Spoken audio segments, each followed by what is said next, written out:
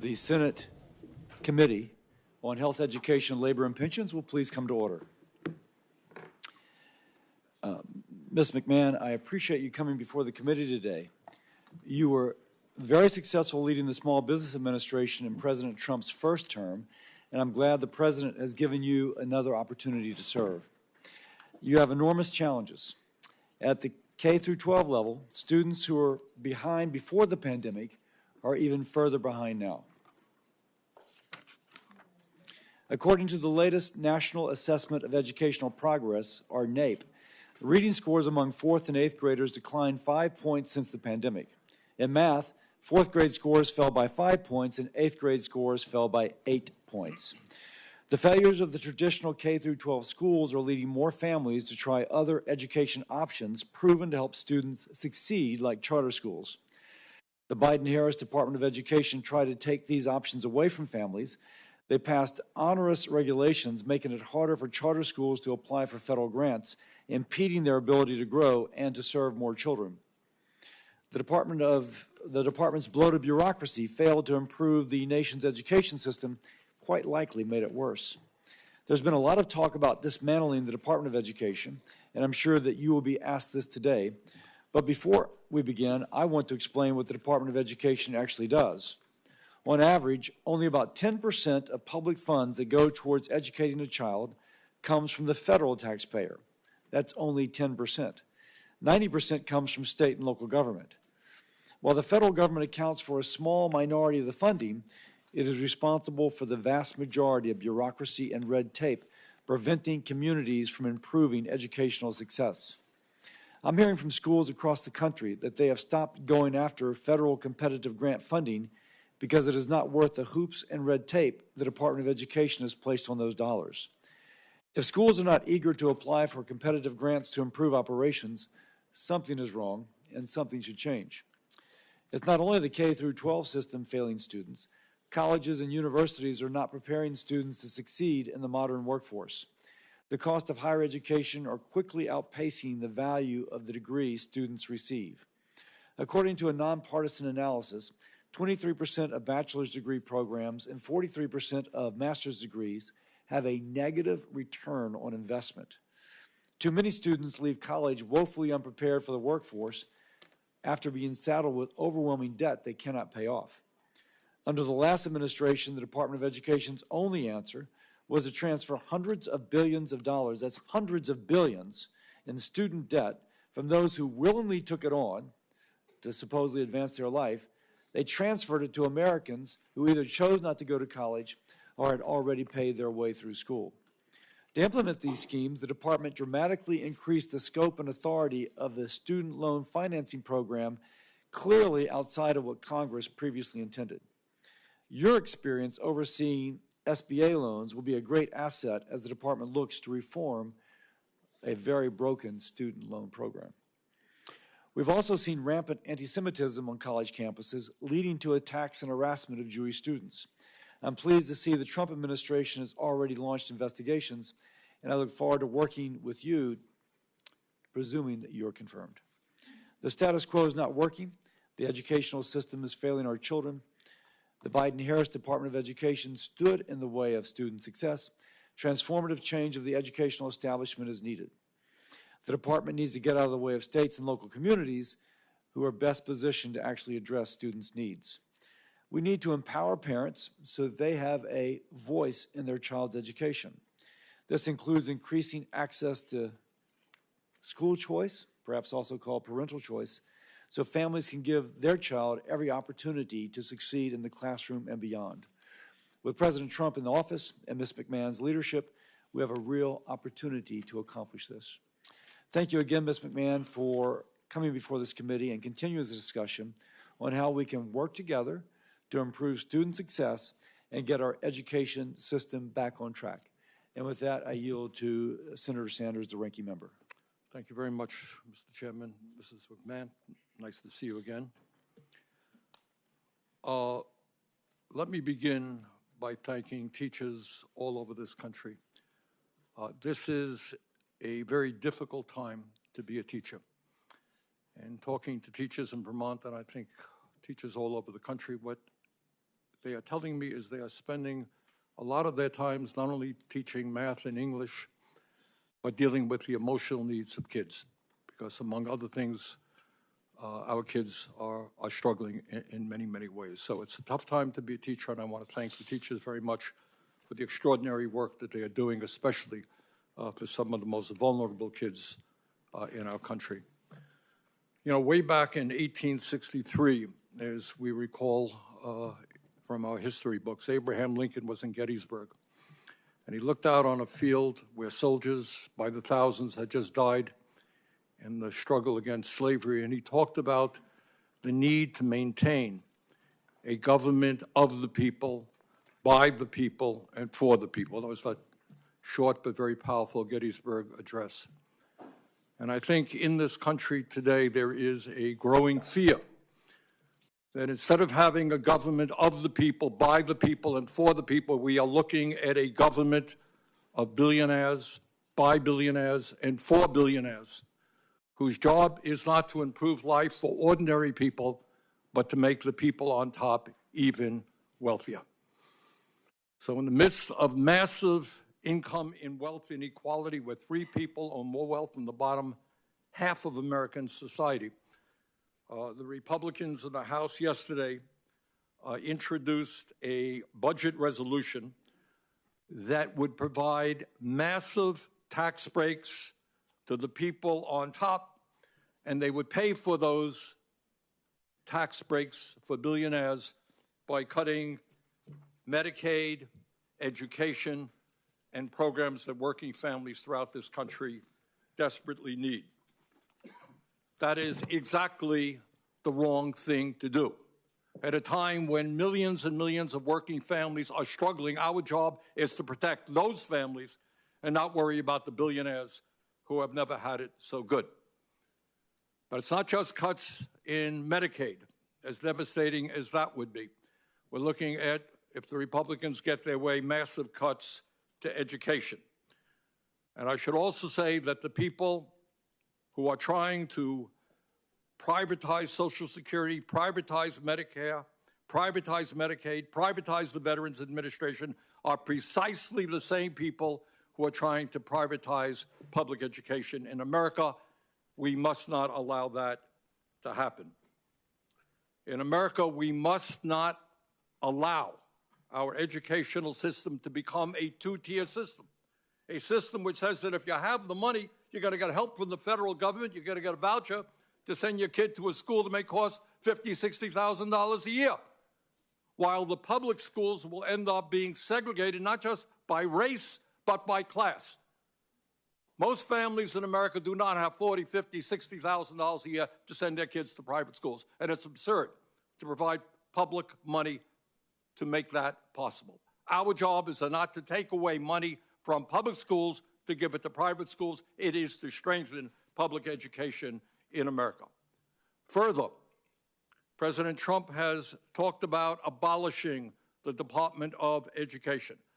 Yes, I think everybody on this committee wants to see us go after waste and bureaucracy in every agency of government. But what we must understand is that when we talk about the Department of Education, they are providing vital resources for 26 million children in this country who live in high-poverty school districts.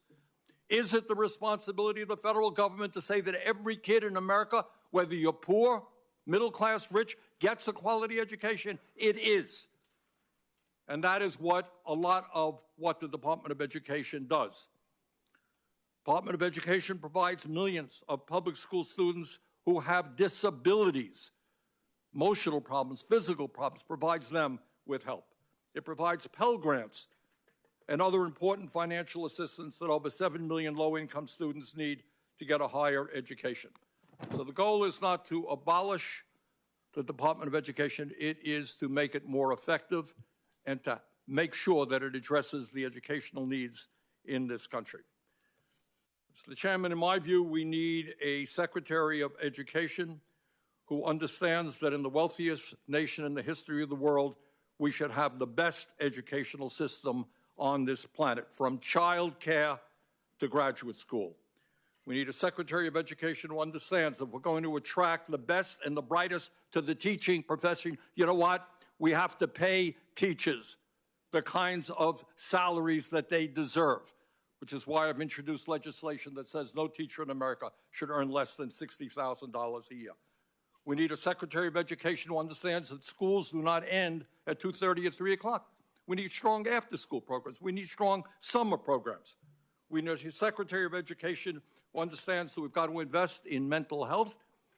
We need a Secretary of Education who understands that we have got to fully fund the Individuals with Disability Education Act. So there are a lot of questions I have for Mrs. McMahon. I very much appreciate her being here and look forward to the discussion we'll have. Thank you, Mr. Chairman. Thank you, Senator Sanders. And now to introduce Ms. McMahon, we'll start with Senator Scott. Thank you, Mr. Chairman. Thank you, Ranking Member. Thank you, committee members, for allowing me to have an opportunity to talk about my good friend, Linda McMahon. I will say that one of the things I love about the Ranking Member is his passion about the things he cares deeply about. He and I don't agree on the conclusions or the solutions, but I do believe that he is a thoughtful person who cares about the issues, and I hope that doesn't hurt your reelection bid. But let me say this. I'm not a billionaire. Never have been, likely never will be. But I am a kid who grew up in a single-parent household, mired in poverty, whose mother worked 2 jobs, trying to keep the lights on. I went to 4 different elementary schools by the 4th grade. When I think about the issue of education, I think about how in the world do we ever get to a meritocracy if the vast majority of the kids today are going to segregated schools that are failing those kids. 13 schools in Maryland where the average kid, 99% of the kids cannot perform at grade level. I think about Chicago on the south side where I spent a lot of time, where 95% of the kids cannot perform at grade level.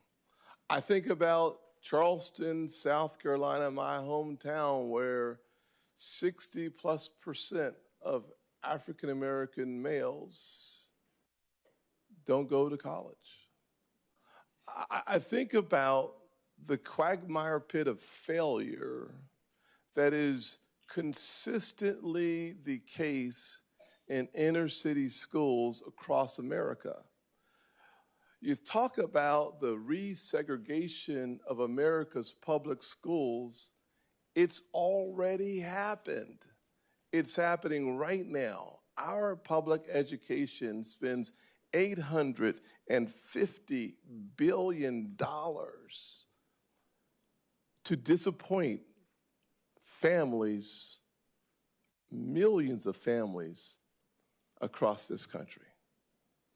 10% of the resources come from the federal government, and yet 80 to 90% of all the rules that suppress performance come from Washington. The average employee at the Department of Education, these numbers are a few years ago, and these unfortunately aren't part of my speech. Bernie changed my speech for me. Is about $106,000, where the average teacher makes $55,000. Those numbers are 4 or 5 years old. But here's my point. My point is a simple point. I'm a guy who understands the weight of a poor education system and the benefit of a good education system, because I've experienced both. I chose to introduce Linda not because I have an affinity for billionaires, though I might now, actually, because I have a passion for quality that changes the trajectory of poor kids' lives permanently. I can't think of a more important civil rights issue today than public education and the education of our kids. I can't think of a better person to take on that challenge than someone that I had confidence when she was the administrator of the SBA. I can't think of someone better to take on this challenge than someone that took a regional company WWE, and made it into the global powerhouse that it is today than the co-founder, chief executive, Linda McMahon.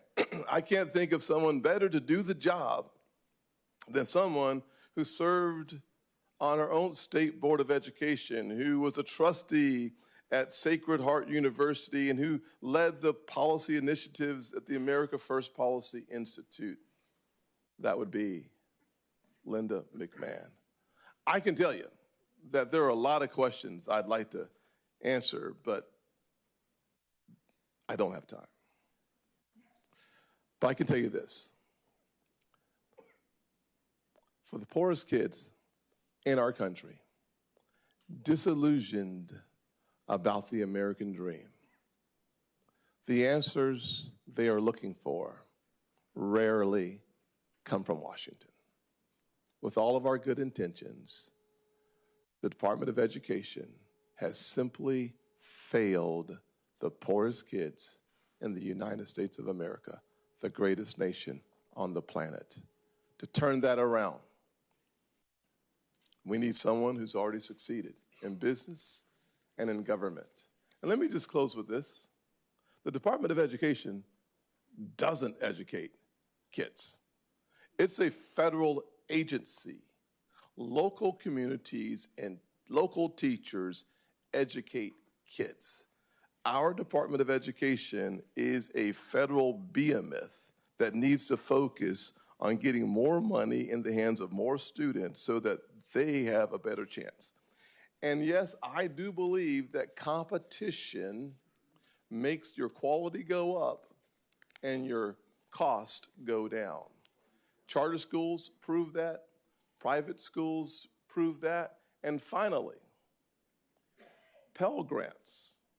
Pell Grants take public dollars to private schools.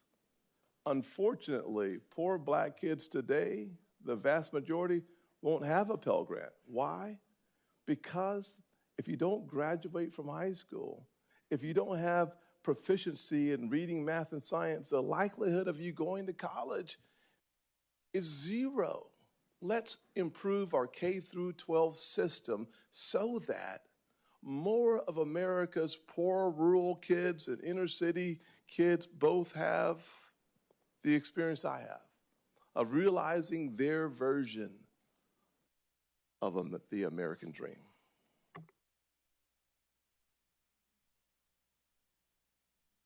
Thank you, Senator Scott.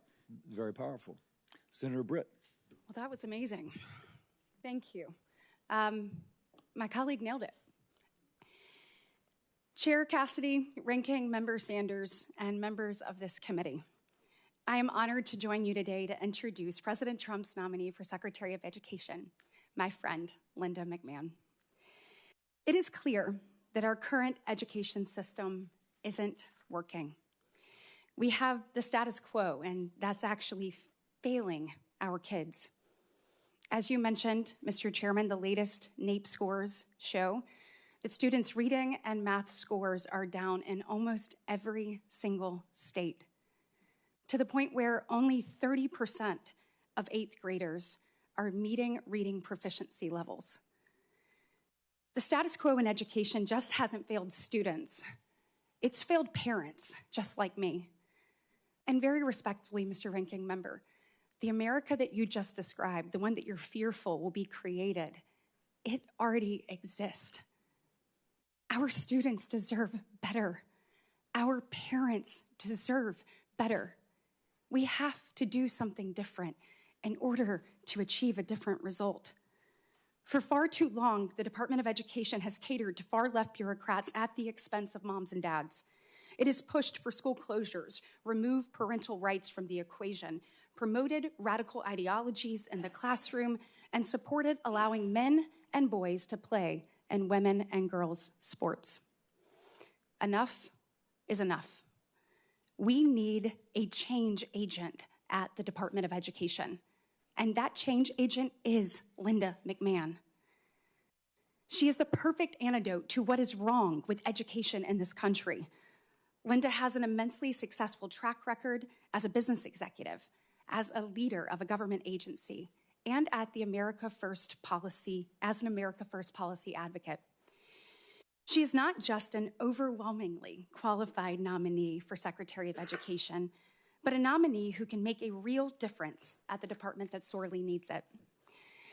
She's also a grandmother of 6, with a personal stake in the quality of our education system.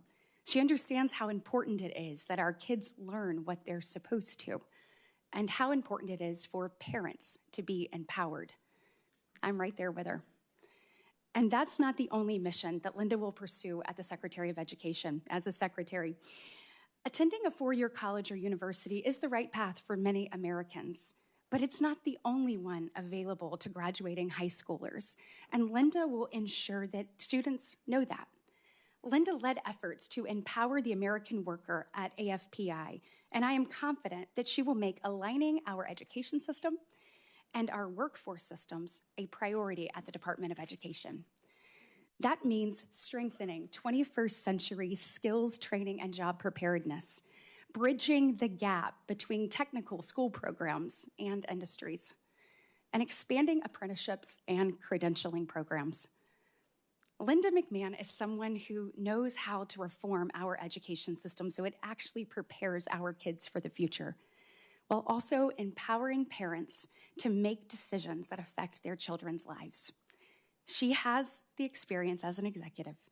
She already demonstrated her immense ability to get the government out of the way as head of the Small Business Administration. And she knows both K-12 and higher education, as my distinguished colleague, Senator Scott, said, in serving on the Connecticut State Board of Education and the Sacred Heart University Board. She was on that since 2004. Her confirmation as Secretary of Education will be a monumental step towards preserving the American dream and making a bright future possible for the next generation of Americans. Let's put parents in the driver's seat. Let's return to the fundamentals of the classroom learning and teach kids the skills they need to actually achieve their goals. Let's put education in the hands of states, not unaccountable federal bureaucrats. And for our kids' sake, let's confirm my friend, Linda McMahon. Thank you, Mr. Chairman. Thank you, Senator Britt. Ms. McMahon, now for your opening statement, and you're welcome to introduce your guest. Thank you very much, Chairman Cassidy. Yes, I'd like to introduce my daughter, Stephanie McMahon, Paul Levesque, her husband, and my son, Shane McMahon. I'm so happy to have them here, and many friends have come from far places, so I welcome having them here today and appreciate that they're here. So, thank you, Chairman Cassidy, Ranking Member Sanders, and distinguished members of the committee. I'm honored to have your consideration to serve as the Secretary of the Department of Education. And I'd like to thank both Senator Scott and Britt for their introductions. Members of the audience are reminded that disruptions will not be prohibited while the committee conducts its business. We ask you to respect that. Certainly.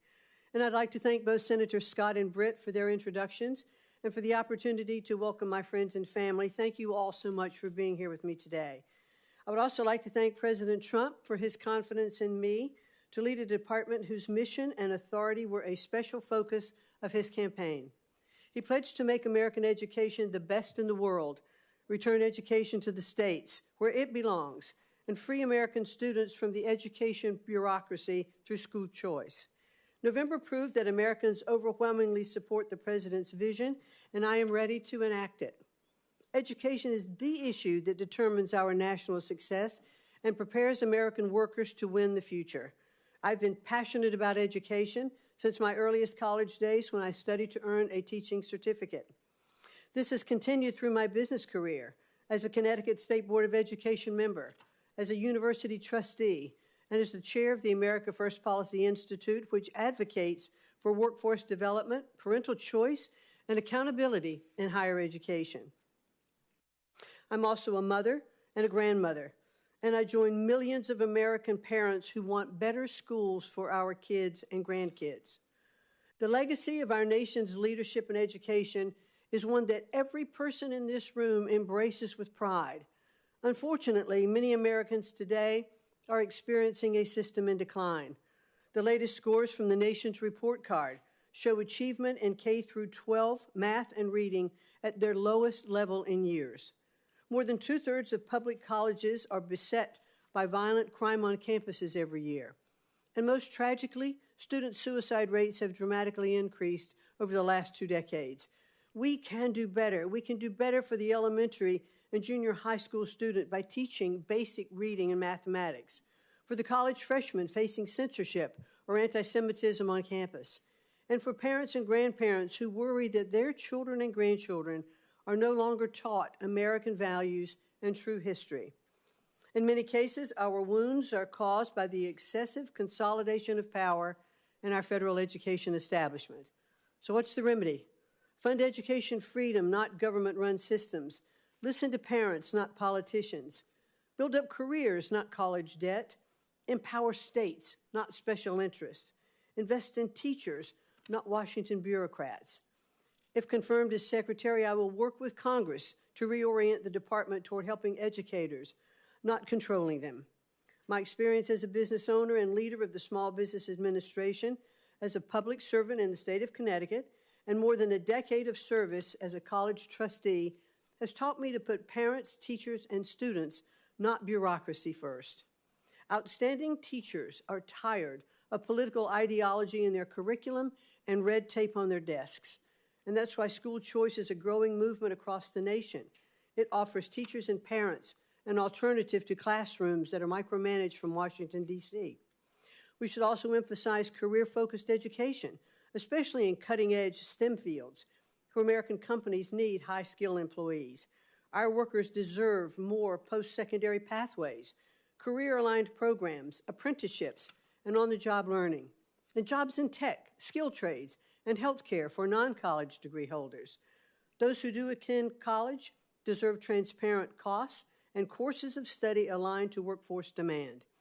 The United States is the world leader by far in emerging technologies like AI and blockchain, and we need to invest in American students who want to become tech pioneers. We should encourage innovative new institutions, develop smart accountability systems, and tear down barriers to entry so that students have real choice and universities are not saddling future families with unsurmountable debt. We must protect all students from discrimination and harassment. And if I am confirmed, the department will not stand idly by while Jewish students are attacked and discriminated against. It will stop forcing schools to let boys and men into female sports and spaces. And it will protect the rights of parents to direct the moral education of their children. The opportunity before us these next 4 years is momentous. I look forward to working with the committee, our nation's parents, teachers, and students, and education leaders from all political perspectives to build a better future for every American learner.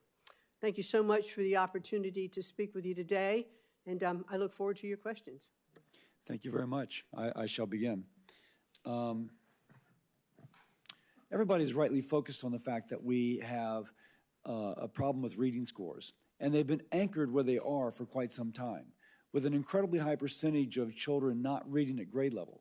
And the old kind of truism that kids learn to read by grade 3 or 4 and they read to learn thereafter. But they're not learning to read by grade 3 or 4.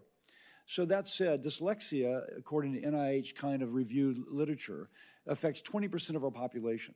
Those 20% learn to read differently, and if their differences are not acknowledged, then they will be among those, almost an anchor holding reading scores down. Now, it would just intuitively make sense to diagnose the child with dyslexia as early as possible. Most states do not screen. That said, you can see where I'm going with my own thoughts. But what would be your approach to addressing the issue of dyslexia, which is frankly ignored, not in a state like New Hampshire, where Governor Hassan actually put in such programs, but in other states? What would be your approach to make sure that the child who's dyslexic is diagnosed at an early stage and receives the intervention that she or he would need to receive? Well, thank you very much, Chairman Cassidy, and I know this is a very sensitive subject for you, since I believe it is your son that does have dyslexia, as you and I discussed when I visited with you in your office. My daughter, but that's I'm okay. sorry, it's your daughter. But I certainly very much would like to be sure that we are looking to diagnose issues like dyslexia early, because we have found that it can be turned around. So I'd like to work with you and understand how we could have better approach for that in our school systems. You had mentioned that you would not tolerate the anti-Semitism that has been on the rise. What steps would you take to make sure the backlog of anti-Semitism cases at the Office of Civil Rights is processed and those responsible for illegal discrimination held accountable? Senator Kennedy, Cassidy, I think that by far what we saw happening on our campuses was absolutely deplorable. Kids locked in libraries, afraid to come out. Now, I believe in freedom of speech on campus, open debate, and we should encourage that.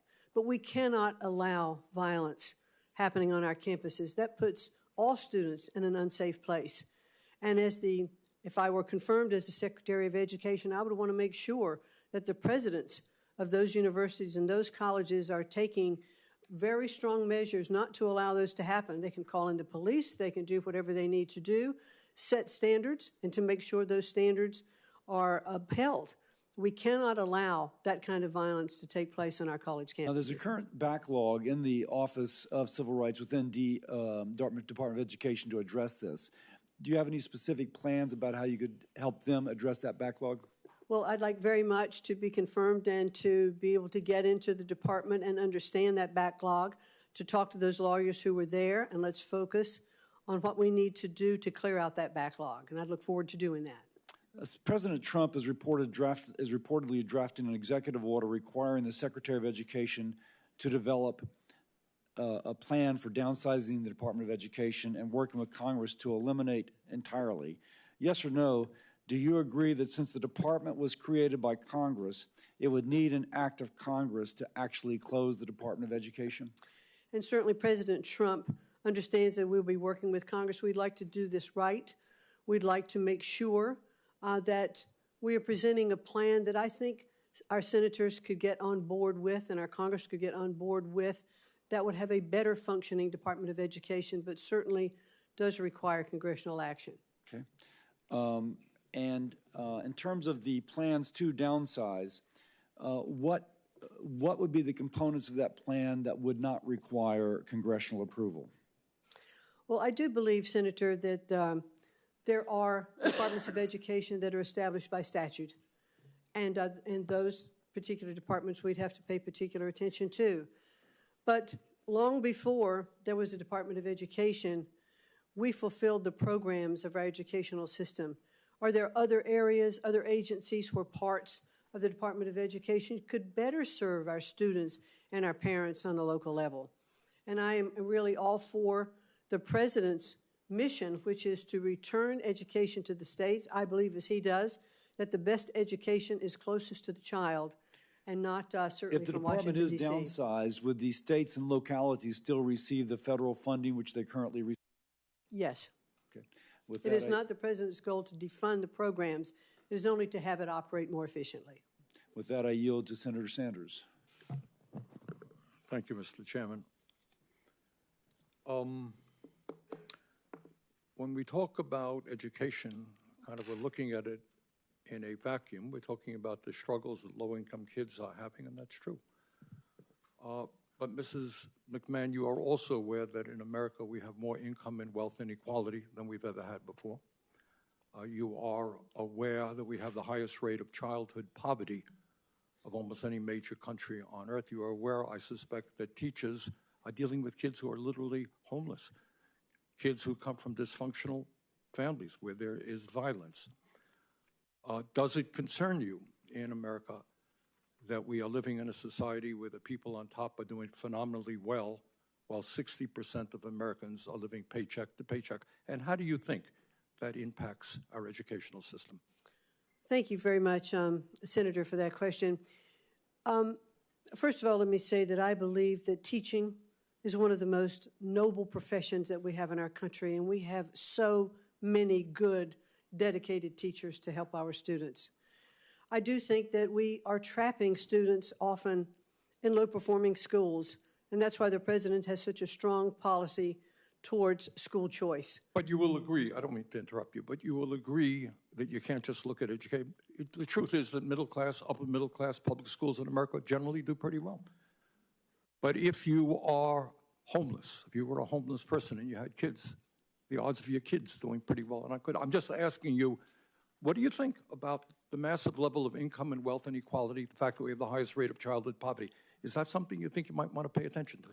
Well, certainly, Senator, I do believe that we want to make sure that every child in our country has the opportunity to have equal access to a quality education.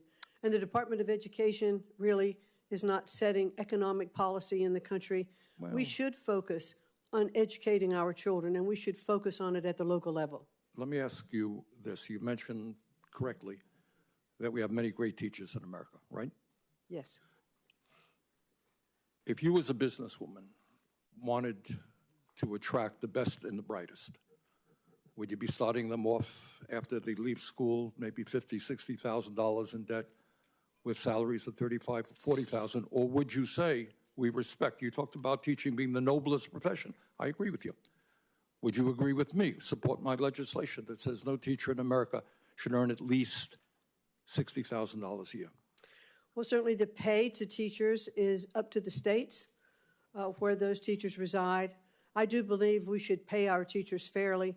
They spend so much time with our students, and they should be well compensated for their job. Paying them fairly, nobody in the world will disagree with you. I mean, the question is, if teaching is a noble profession, if teaching is an important profession, you know, should we be paying them salaries commensurate with the value that of the work that they are doing? So I'm asking you a simple question. Would you recommend to states, as the leader of education in America, that teachers at least make $60,000 a year? I would certainly recommend to states that teachers be paid what is commensurate with the kinds of jobs that are part of their states. Not all states have the same living costs. Not all states have the same ability to pay teachers. But to attract really good teachers and to keep them, we should definitely pay them commensurate with the job performance that they are undertaking. Millions of young people, low-income people, are finding it very difficult to afford to go to college, and they're leaving school $50,000, $100,000, $200,000 in debt. Pell Grant program provides assistance to over 7 million low-income young people in this country. Can you guarantee to us, if you are made a Secretary of Education, that no student in America will lose their Pell Grant as the department is dismantled? Certainly, the defunding is not the goal here. The continuation of Pell Grants, I'd actually even like to see an expansion of Pell Grants. I'd like to see short-term certificates for Pell Grants for students who aren't going on to four-year universities, who could have the opportunity to use Pell Grants for skill-based learning. Right, so what I'm hearing you say is Pell Grant program will continue under your administration. Yes. Okay.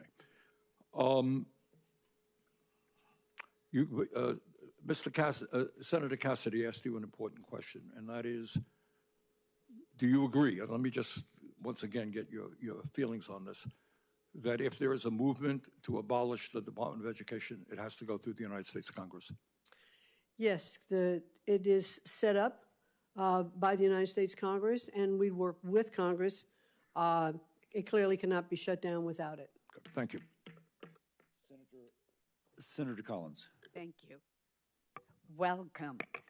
First of all, let me say I was very pleased to hear your strong commitment to enforcing the Office of Civil Rights jurisdiction over the many incidences, horrible incidences of anti-Semitism that we've seen on our college campuses. Among the important programs that are administered by the Department of Education are Title I, IDEA, and the TRIO programs, all of which have been high priorities for me. I want to briefly discuss those programs. Title I helps public schools that are serving low-income students. It helps level the playing field in terms of resources compared to more affluent communities. In Maine, 63% of our public schools receive Title I funds. Very important to our state. Second, IDEA, the Disabilities in Education Act, which helps children with special needs. Maine receives more than $65 million to support K through 12 students with special education needs. I would note that that falls far short of the 40% that was promised when the legislation was passed in the 1970s. TRIO programs, which we've discussed, have changed the lives of countless first-generation students who are going to college and come from families with no experience with higher education. I've seen so many success stories as a result of TRIO.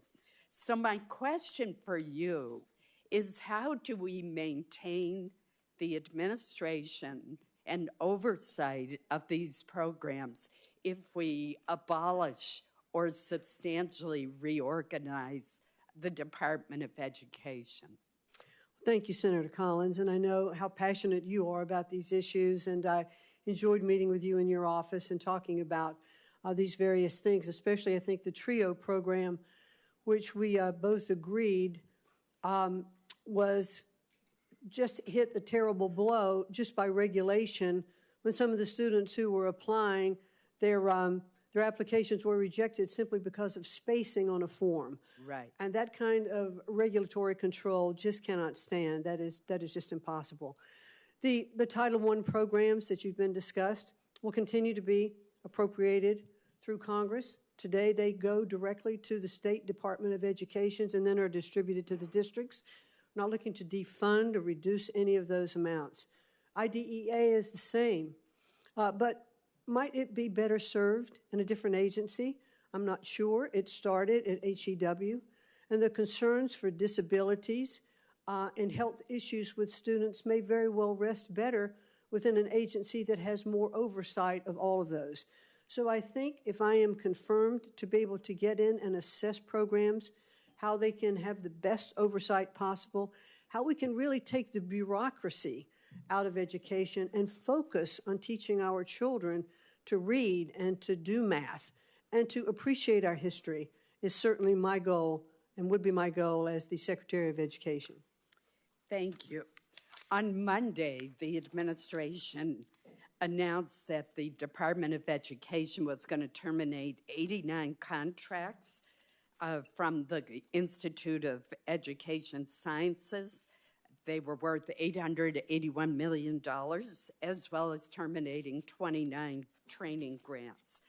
This week, my office heard from a former teacher from Oakland, Maine, who has developed a high-impact tutoring model, and it's currently being used in 12 schools in Maine alone, and she has one of the grant applications pending to more thoroughly evaluate the impact of this model on the students' outcomes. She's worried that it's now going to be in jeopardy due to these sudden cuts. Considering the poor reading and math scores reported by NAEP, and that unfortunately includes poor scores in my home state, shouldn't the Department of Education continue to collect data and evaluate outcomes rather than halt these activities so that you can help states know what works? Well, thank you, Senator, and it is my goal, if I am confirmed, to get in and assess these kinds of programs, because I'm not sure yet what the impact of all of those programs are. I know that there are many worthwhile programs that we should keep, but I'm not yet apprised of them. I want to study them. I'd like to get back and talk to you more and to work with you. I look forward to working with this committee and all of Congress to make sure we can deliver for our education. Thank you. I appreciate your responses. Thank you. Thank you. The committee will come to order. Senator Murray. Thank you, Ms. McMahon. Elon Musk's Doge staffers have reportedly set up camp at the Department of Education. They've already been given access to highly sensitive student data and have already started holding back money that Congress decided on a bipartisan basis was needed to help our schools and students. We're also hearing, as you know, about an executive order coming any day that will seek to dismantle the Department of Education. These are bipartisan laws. You indicated that you understood that Congress has passed these laws. But a lot of turmoil is happening. You heard it from my colleague just asking that question now. So I want to ask you, if confirmed, do you commit to getting every dollar we have invested in our students and schools out to them? Well, the appropriated dollars and those monies that are passed by Congress, yes. I have no issue, however, with the fact, and I believe the American people spoke loudly in the election last November to say that they want to look at waste, fraud, and abuse in our government. So Doge, there are a couple of implants at the Department of Education, as there are with agencies throughout the district, and they're doing an audit. Right, you know, I understand an audit, but when Congress appropriates money, it is the administration's responsibility to put that out as directed by Congress, who has the power of the purse. So what will you do if the president or Elon Musk tells you not to spend money Congress has appropriated to you? We will certainly expend those dollars that Congress has passed, but I do think it is worthwhile to take a look at the programs before money goes out the door. It's much easier. It is much easier to stop the money as it's going out the door than it is to claw it back. The process by law is that you look at that, you make recommendations to Congress, and we implement those laws. So, I mean, the question really is, who decides how much federal funding public schools get in Seattle, where it's already been allocated? The school district or Elon Musk or Congress? And I think Congress has been pretty clear that the purse lies here. We pass our appropriations bills. We expect those programs to come. If you have input, if you have programs you have looked at that you believe are not effective, then it is your job to come to us, explain why, and get the support for that. Let me move on. Ms. Mann, I believe that our nation's students, families, and taxpayers do want true accountability. They do want improvement in our schools. Back in 2015, Congress came together in a bipartisan way to replace the No Child Left Behind Act with the new law, Every Student Succeeds Act. That was a bill I was very proud to negotiate with my Republican counterpart on this committee, passed it into law. It gives states more flexibility in using their federal education funds.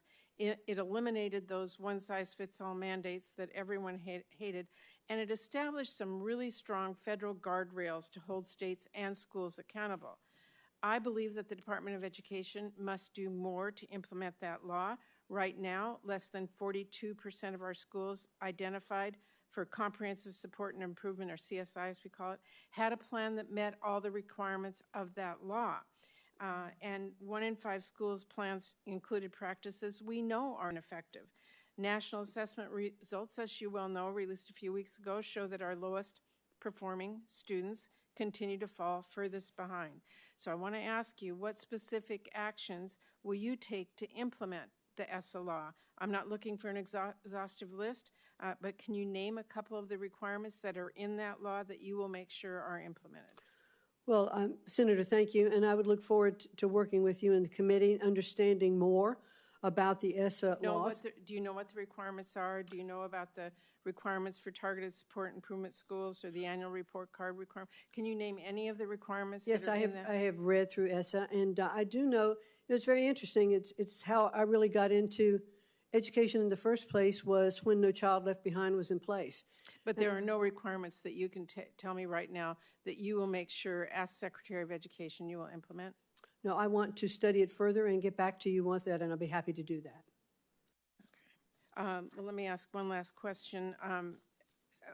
As I mentioned, Doge staff have been given access in the Department of Education to personal information of students and families, like their Social Security numbers and their driver's license numbers and their date of birth, what college they're enrolled in.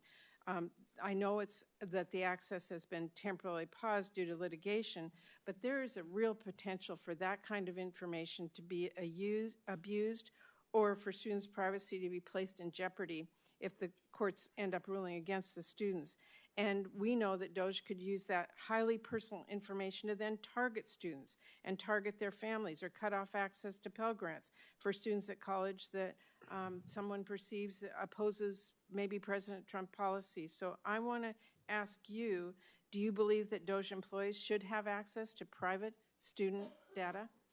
It is my understanding that Doge employees have been onboarded as employees of the Department of Education, and therefore they operate under the restraints of utilizing access of information, and they are constrained by that. That is not our understanding, and I have to tell you, That's my it's understanding. deeply concerning that we have Doge staffers, we don't know who they are, they're not held accountable, getting access to students' private information. I think that should frighten everyone. Well, again, I'm not there Thank you, yet. Madam Chair. So I'm not there yet, but it is my understanding that they are onboarded fully I hope employees. if you do get there that you make sure that students' private information is not given to someone who's no idea what they have, or we have no idea how they're using it. Thank you. Senator Husted. Thank you.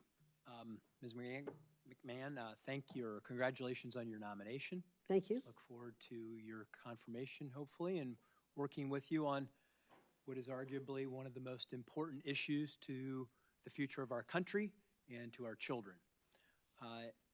I would just simply ask you if you believe that education is foundational to the opportunity to live your version of the American dream for children. Do you agree with that? I certainly do agree with that, and thank you very much, Senator, for that question. Education, I think, is at the very center of our culture. It is the ticket out of poverty for so many students. It is how our children's minds are absolutely cultivated so that they can learn. And I remember listening to Senator Cassidy when he said that every child up until the third grade learns to read, and then after the third grade reads to learn. And if children cannot read at a proficiency level, they cannot continue to learn. They can't then be proficient in school. They can't go forward to higher education. They can't even start a business or do anything. So education, I do believe, is at the very center of what we need to do and to ensure that we have the best education for our students and that they all have equal access to a quality education. Thank you. The issue of inequality has come up in this hearing, and I can tell you when I started in my elected career, I was a green state legislator in the state of Ohio who had this strange notion that if children were trapped in chronically failing schools, that they should have the opportunity to go somewhere else, and that I thought, who could be against that? And I quickly found out, well, there were a lot of people who were against that, powerful people, powerful institutions. And I just believe that we as Americans, we believe that freedom and choice is good. It's part of our DNA. It's good for markets and business, and that monopolies don't work, whether that's big business or big government. And that has been reinforced to me over the course of basically my lifetime that I've worked on this issue. Foundationally or fundamentally, billionaires have choice. Their children have choice. It's children that grow up in poverty that don't have choice. And that is an important element of fixing inequality, because if we say that an education is foundational to living your version of the American dream, yet you don't have the choice to go to a school that serves your needs, we basically have institutionalized a barrier against that opportunity and to have that equality of opportunity. Just share with me how you hope to fix that. Well, certainly the president, one of his cornerstones relative to education is school choice. He certainly does believe in universal school choice, and we have seen, I think that there are now, I believe the number's 33 states, I might be corrected on that, states that do have school choice. And what we have found that public schools come up, they're competitive. A lot of the concerns relative to school choice, I think the statistics, belie. We have students that are not leaving public schools in hordes and going to other schools, but they have the opportunity. Parents look at their children and say, I want that for my child. My school is failing my child. So if I have the opportunity to have an educational savings account or a voucher program or a scholarship program to get my child maybe to that charter school or to that other public school that is doing better than the one that my child is here because this is where I live. But I know that if I could get my child to that next school, they would be better off. Every parent wants that opportunity for their child. Thank you. And just quickly, I made some calls to superintendents in my state in Ohio before I came today, and I said, would you prefer to have the money sent directly to you rather than through the federal Department of Education? And do you think you could do a better job if we released you from the rules and regulations and you just said, and they said, yes, tell us what you want us to achieve, we'll achieve it, we'll do it. And I just wanted to share that with you, and that I also want to give you a chance to answer this, that you're not, and President Trump is not talking about cutting any funding for children. You're not talking about cutting funding for disabled children. You're just talking about changing the way that the money gets to these students in schools, and that you're committed to that. Is that correct? That is correct, Senator. Thank you very much. Great. Thank you. It is now Senator Baldwin. Thank you, Mr. Chairman. And before I start my questions, just wanted to put some studies in the record. Recent research studies of private school vouchers in Louisiana, Indiana, Ohio, and Washington, D.C. showed that students who used these vouchers performed worse academically than their public school peers. I ask unanimous consent to enter into the record those 4 studies that show private school vouchers have a negative impact on student achievement. Without objection. Thank you, Mr. Chairman. Mrs. McMahon, I appreciated the opportunity to meet with you last month, and I believe in giving all the president's nominees a fair shake. That's what the people of Wisconsin expect from me, and I look forward to hearing more about your approach to running the Department of Education if confirmed. Mrs. McMahon, since 1972, Title IX has been a critical tool in ensuring that all students are protected from sex-based discrimination in federally funded education programs. We briefly discussed Title IX in our meeting, but I'd like to ask you a series of yes or no questions to get into a little bit more detail here. So yes or no, do you believe that Title IX should be enforced to protect students from sexual harassment and sexual assault? Yes, I do. Do you believe that sexual harassment that is severe should be prohibited under Title IX? I think sexual harassment should be prohibited in any case. Thank you. Do you believe that sexual harassment that is pervasive should be prohibited by Title IX? Yes. Do you believe that harassment that is either severe or pervasive should be prohibited under Title IX? I don't believe there should be any acceptance of sexual harassment, Senator. Great. Because I'm glad you actually agree with President Trump's efforts during his first term to narrow what qualifies as sexual harassment under Title IX. His guidance said that sexual harassment had to be severe and pervasive. And I hope that you will take your position and press for that to be the law. But right now, the Title IX is limited to sexual harassment that is severe and pervasive, not severe or pervasive. Yes or no, if an assault occurs between 2 students, but it happens off campus, do you think the school should have the ability to investigate that matter? I think the school should investigate that matter, and I believe under the regulations today, and I could be corrected on that, that they are obligated to investigate. Okay, and do you believe that the school then, after investigation, should have the ability to take actions regarding an incident that occurs off campus. Yes, I think the school should be required to take those actions and to investigate and to notify the parties that are involved, and that so that both sides of the equation can have due process. I appreciate your answer. It is not entirely clear at this matter, at this time, that the incidents would not only be investigated but adjudicated as to the school's adjudication rules. And the problem with that, as I'm sure you're well aware, is that you would have the potential of a victim of sexual assault facing the potential of attending class with their perpetrator.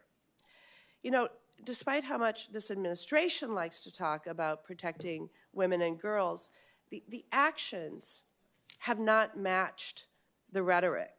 And so I think instead of actually protecting women and girls, this administration is not making school a safer place for anyone, while using this topic as a way to fearmonger and demonize others.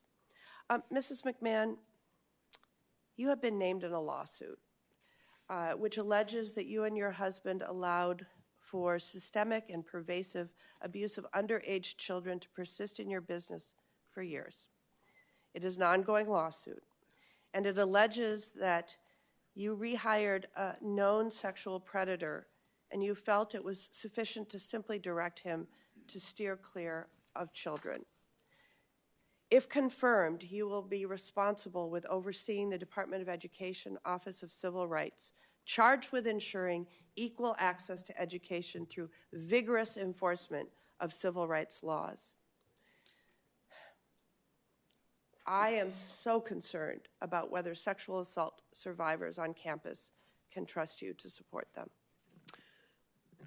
Thank you, Senator. They certainly can trust me to support them. I have a granddaughter that is now in college. I have 2 grandsons who are in college.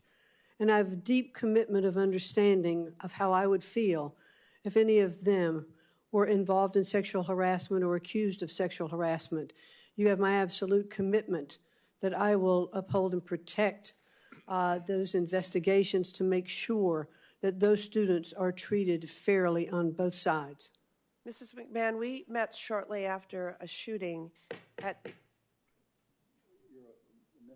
Oh, I will submit this question for the record.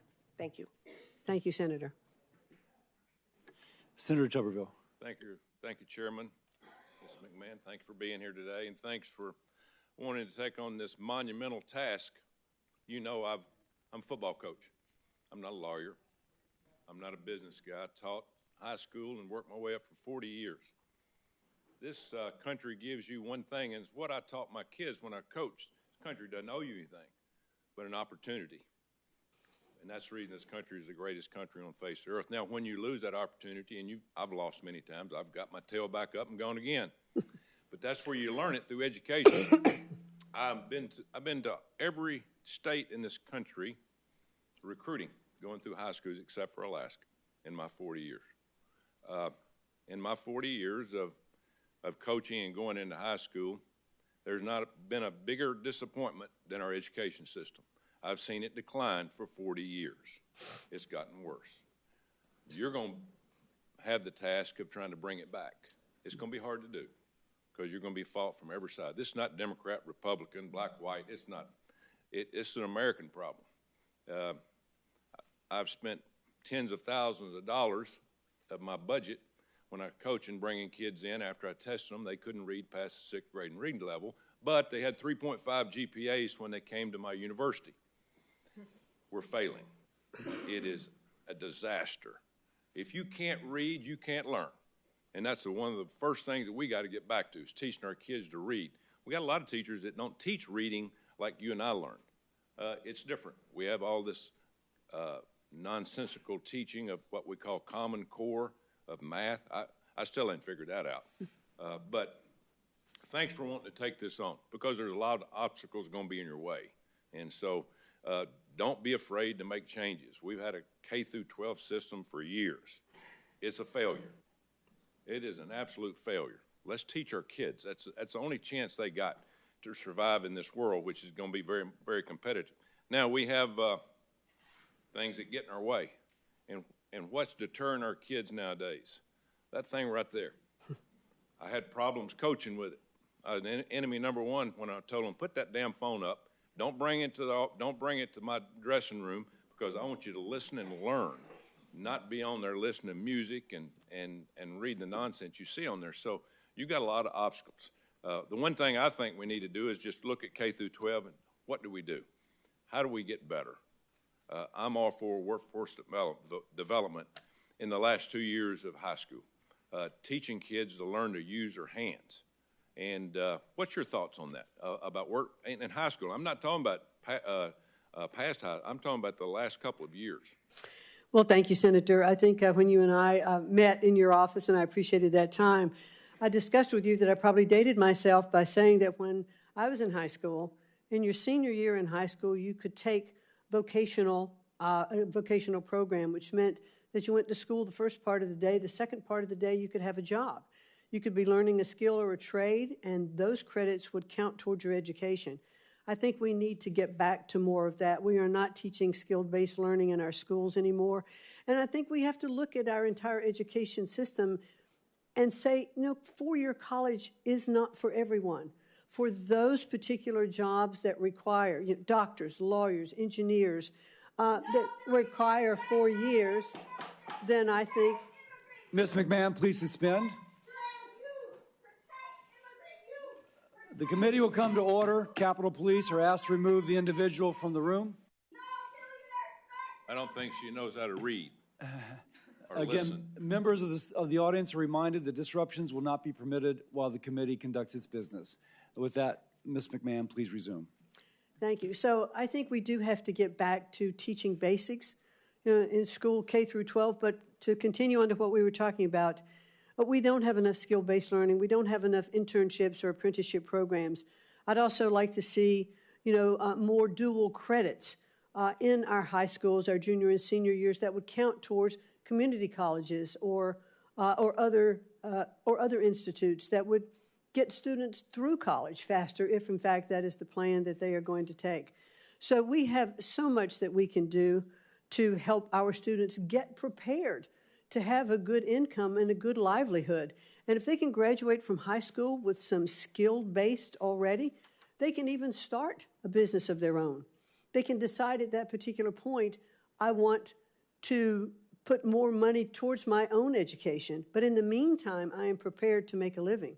But I think we have to look at education and say our vocational and skill-based training is not a default education. It can be something, it can be front and center so that students who are inclined to go in that direction actually should be encouraged to do that. It's not one size fits all. I would hope, too, that you would look, my time's almost up, would look at the number of teachers we have now as compared to administrators. We need teachers. We don't need people up sitting in the office with their feet propped up. We need people in the classroom teaching these kids, hold them accountable, and put more money in the teachers and less money in administrators. I think we'd be a heck of a lot better off. Thank you. Thank you very much. Thank you. And I'll note for the record that many of the losses Coach Tuberville suffered were at the hands of LSU. But Senator Murphy. Thank you very much, Mr. Chairman. Ms. McMahon, good to see you. You and I have spent a lot of time over the years, and I appreciate your willingness to sit before the committee and answer some really important questions. I want to talk to you about an executive order that the Trump administration issued that commands agencies, including the Department of Education, to eliminate grants to organizations and entities that support DEI programs and activities. As you know, this has a lot of schools all across the country scrambling because they have no idea what that means. They don't know because the order doesn't define DEI as to whether they are in compliance or out of compliance and whether they are going to have their federal grants compromised. How does a school know whether it's running a DEI program or not? Well, certainly, and thank you, Senator, and it is good to see you again outside of the state of Connecticut, where we run into each other. DEI, I think, has been, it's a program that's tough. It was put in place ostensibly for more diversity, for equity and inclusion, and I think what we're seeing is that it's having an opposite effect. We are getting back to more segregating of our schools instead of having more inclusion in our schools. When there are DEI programs that say that black students need separate graduation ceremonies or Hispanics need separate ceremonies, we are not achieving what we wanted to achieve with inclusion. Let me give you an example then. So this order applies to Department of Defense schools, and those schools have canceled all programming around Black History Month. So if a school in Connecticut celebrates Martin Luther King Day and has a series of events and programming teaching about Black history, are they in violation of a policy that says schools should stop running DEI programs?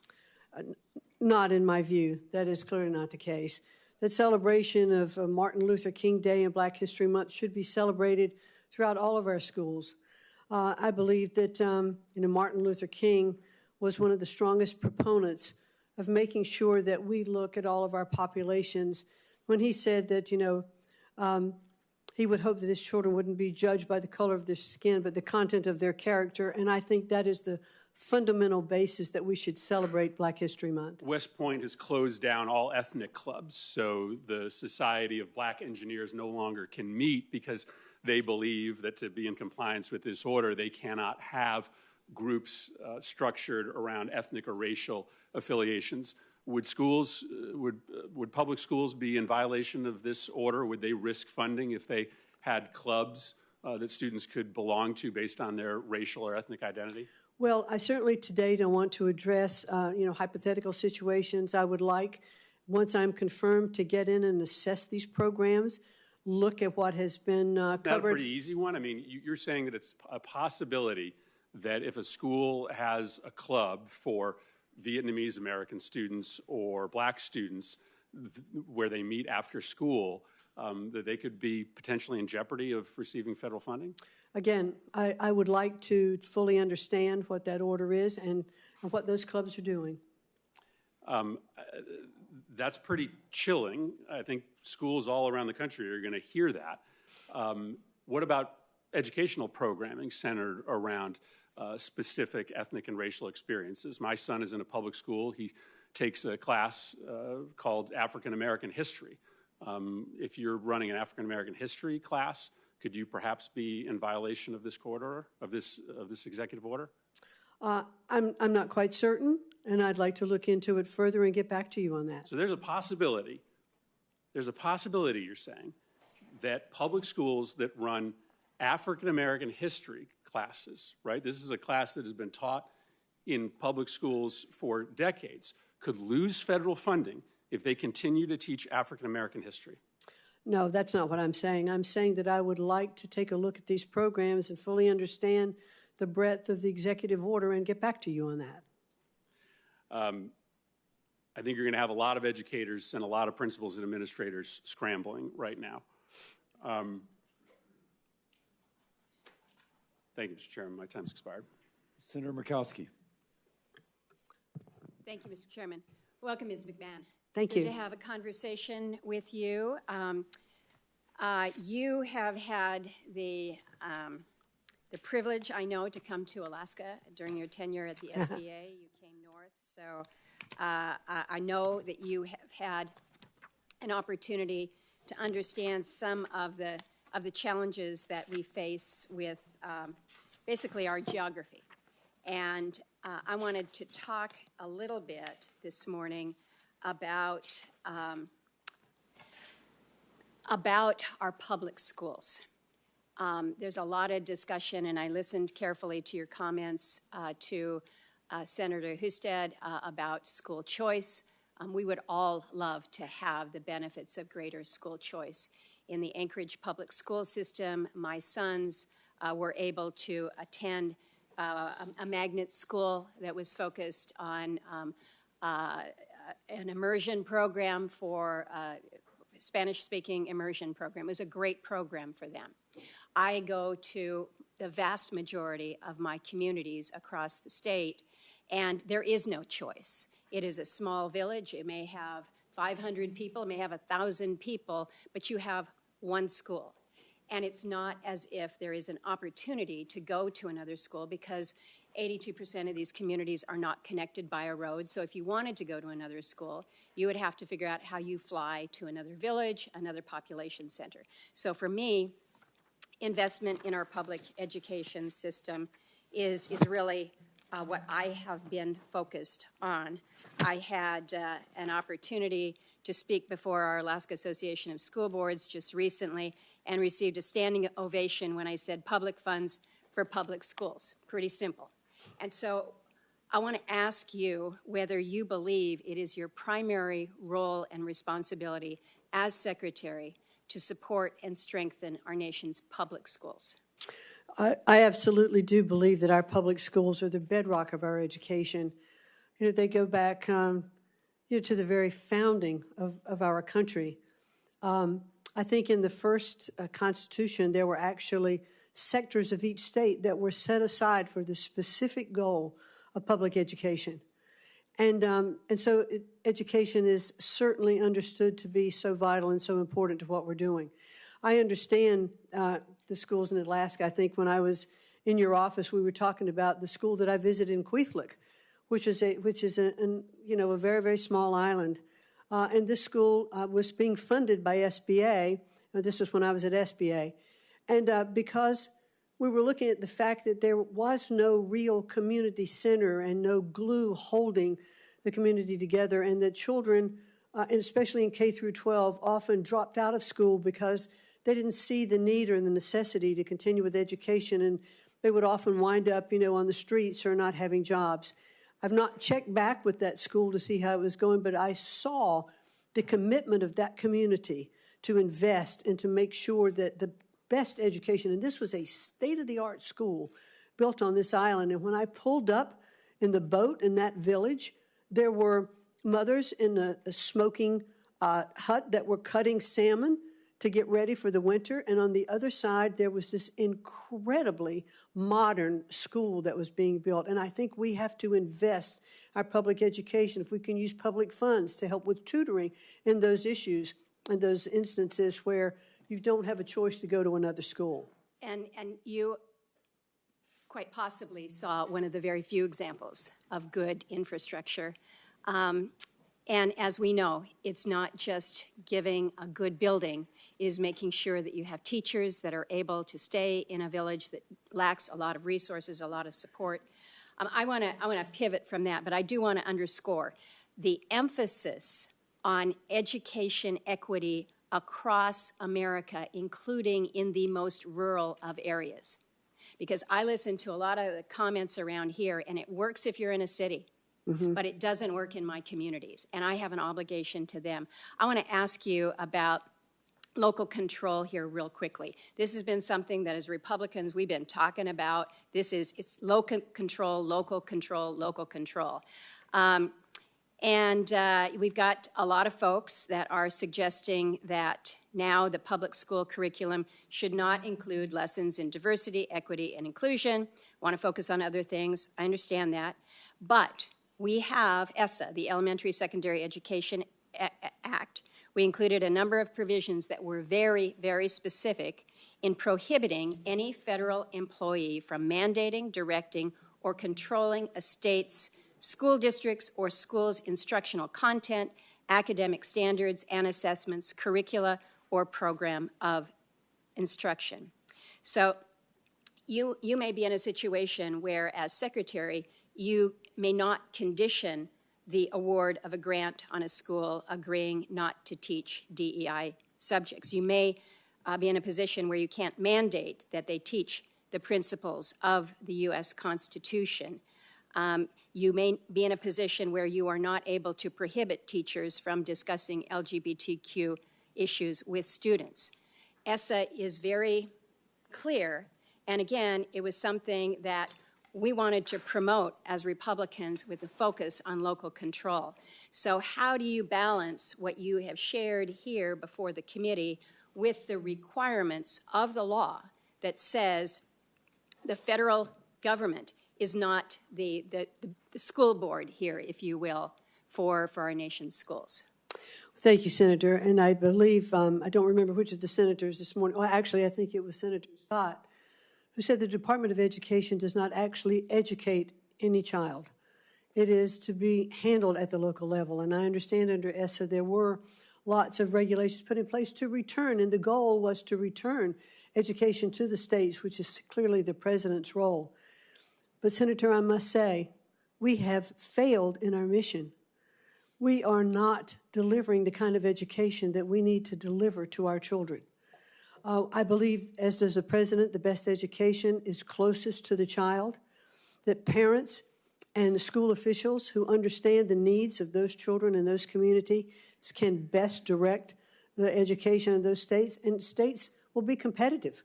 Governors have put in programs, for school choice, et cetera, and looking and what kind of results, are we seeing?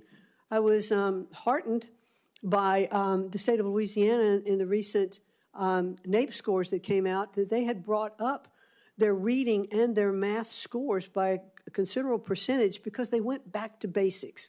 They were teaching children to read and write and do arithmetic.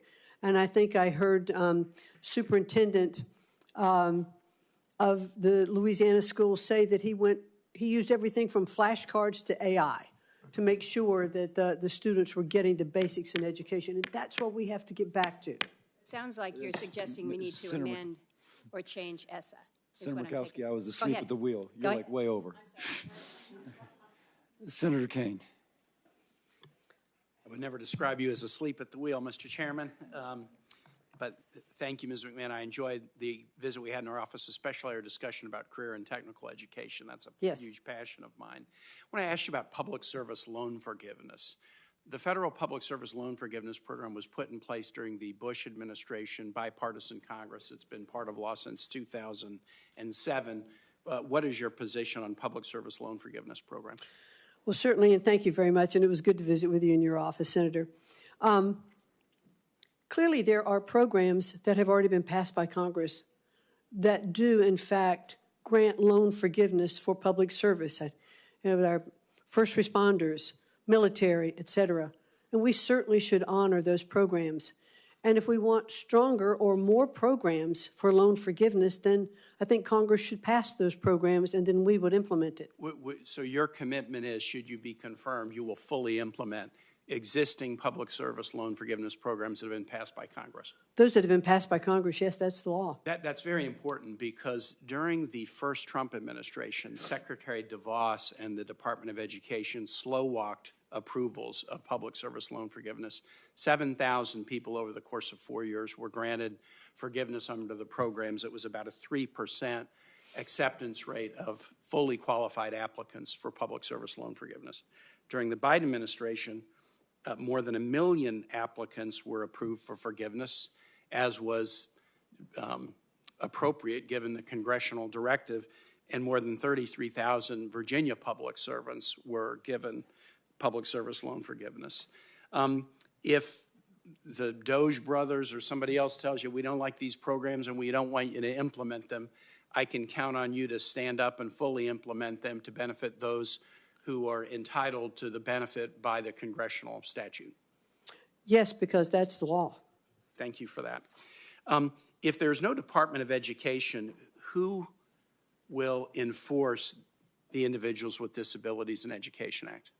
Well, I think that is something that I would very much like to understand more and look into. I mean, when IDEA was originally set up, it was under HEW, the Department of Health, Education, and Welfare. After the Department of Education was established in 1980, it shifted over there.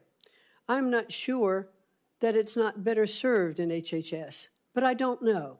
I haven't yet been able to be in, and if I'm confirmed, it is of high priority to make sure that the students who are receiving disability loans, disability funding, that is not impacted. It is incredibly important that those programs continue to be funded. My Virginia parents who have children with disabilities are highly, highly worried right now about the elimination of the Department of Education. Because the IDEA is about funding, and I know you've talked about that already, but it's also about enforcement. You would agree with me that there has to be vigorous enforcement of the requirements of IDEA. Well, I certainly agree that we want to make sure that that funding gets to those students, I'm not and it's asking not about defunding. funding. I'm asking about enforcement Well, of the yes, provisions. the programs have to have accountability. All the programs do. What role do you think the federal government should play in addressing the national teacher shortage? Well, boy, that is a really critical issue, that we're not attracting and keeping our teachers. One thing I think we need to make sure of, and I'm not sure it's a federal government policy, because that really should be at the state level. How are we educating and teaching and training our teachers? How are we making sure that they have the supplies that they need in their classrooms? We need to make sure that the funding is proper in the state so that they can support teachers. Let me say a word about funding. Just in the first couple of weeks of the Trump administration, here's what they have done with respect to the teacher shortage. They've canceled grants going to jurisdictions, including jurisdictions in Virginia, on teacher training programs that have been designed to reduce teacher shortages. There's also a national priority that I'm sure you're familiar with, national board certification for teachers. It's kind of giving teachers the ability to sort of up their professional credentials, and often local governments and occasionally the federal government will give an incentive, a financial incentive for upping your credentials. The Trump administration canceled the grant that goes to the organization that administers national teacher certification. I get it that the primary responsibility for dealing with teacher shortages is at the state and local level. But the federal government has played an important role in this, and there are important ongoing initiatives to help states deal with it that this administration is canceling, suggesting that they don't really prioritize having highly qualified teachers standing up in front of every classroom. My time has expired. Thank you, Mr. Chair. Thank you. Senator Hawley. Thank you, Mr. Chairman. Mr. McMahon, thank you for being here. Nice to see you again. Let me just say this. The last 4 years have been, in many ways, absolutely hellacious for students on our college campuses. You had the last administration which issued federal rules, binding regulations that required our college campuses to put biological men into women's locker rooms. You've had multiple universities claiming the mandate, claiming the cover of the Biden administration, forcing women to accept biological men in women's sports. And so you've seen young woman after young woman denied basic safety in their changing facilities, for heaven's sake, basic safety in their dorm rooms, not able to play college sports. Now, I'm delighted that a federal court finally struck down this Biden administration rule back in January, just over a month ago. And President Trump issued a clear, strong, unequivocal executive order saying that Title IX will be enforced according to its terms, which is Title IX protects women's sports, it protects women on college campuses, no more men in women's locker rooms. This is a huge victory for common sense and the rule of law. My question to you is this. A number of universities, including some very prominent ones that love to call themselves elite, have said they're not going to follow that executive order. They're going to keep having men in women's locker rooms. They're going to try to get men in women's sports. What can be done to ensure that these colleges comply with the law and that women are safe on campus and that women are able to play sports without men interfering? Well, certainly, I agree with you that I was very happy to see that those restrictions on Title IX vacated, so that we are really back to what Title IX was originally established to do, and that was to protect sexual discrimination. And women should feel safe in their locker rooms. They should feel safe in their spaces. They shouldn't have to be exposed to men undressing in front of them. I think I heard one person the other day say, well, the guys just should hold the shower curtain in front of them so that they aren't exposing themselves. I mean, Really, that's just not what we should be doing. We want to make sure that Title IX, which is the law, is enforced. And we need to uphold that. Will you investigate those universities that are not complying with Title IX, that are not complying with the president's executive order? These universities are absolutely getting federal funds from this department, the department that you're going to run if and when you are confirmed, and I believe you will be. Will you investigate those universities and give them an ultimatum? Either they need to comply with the law, they need to follow the law of Title IX, they need to follow the rules issued by this administration, your department, or no federal funding. I mean, will you make sure that the law is enforced? Yes, we will make sure the law is enforced. Very good. Let me ask you about... The senator will suspend. The committee will come to order. Capitol Police are asked to remove the individual from the hearing room. Members of the audience are reminded that disruptions will not be permitted while the committee conducts its business. The senator will resume. Don't worry, Ms. McMahon, it's me, it's not you. It's all right. That effect. Let me ask you about something else that's happened on our campuses in the last 4 years, the wave of anti-Semitism that we've seen, particularly after October 7th with the attacks on Israel.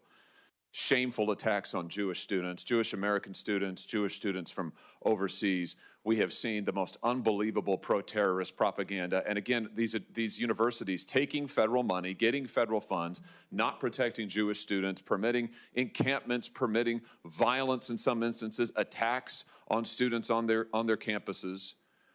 The president has issued an executive order on January the 29th on measures to combat anti-Semitism, and he directed the Department of Education's Office of Civil Rights to open Title VI investigations into a number of universities, including Columbia, Berkeley, Northwestern.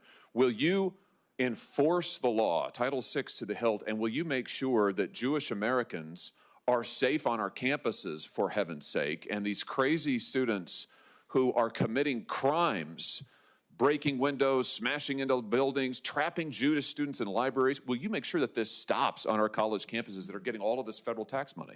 Absolutely, or face defunding of their monies. Very good. And let me ask you about something else. For students who have come to this country on a student visa, and as you know, that's a lot of people on our college campuses. For students who are here on a student visa, who have threatened their fellow students, threatened Jewish students, who have supported terrorist organizations, who have broken our law by trespassing or vandalism or acts of violence against Jewish students, will you see that those students, that their visas are revoked and they are sent home and they're not allowed to stay on our campuses under cover of our laws, committing crimes and threatening our own students? Will you return some common sense to our campuses in this way? Yes. Fantastic.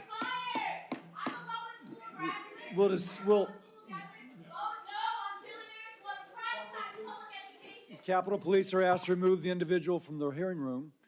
I'm not sure it's going to matter, but I'm going to remind members of the audience that disruptions are not to be permitted while the committee conducts its business. Please show people the regard you would have them show yourself if you're in this role.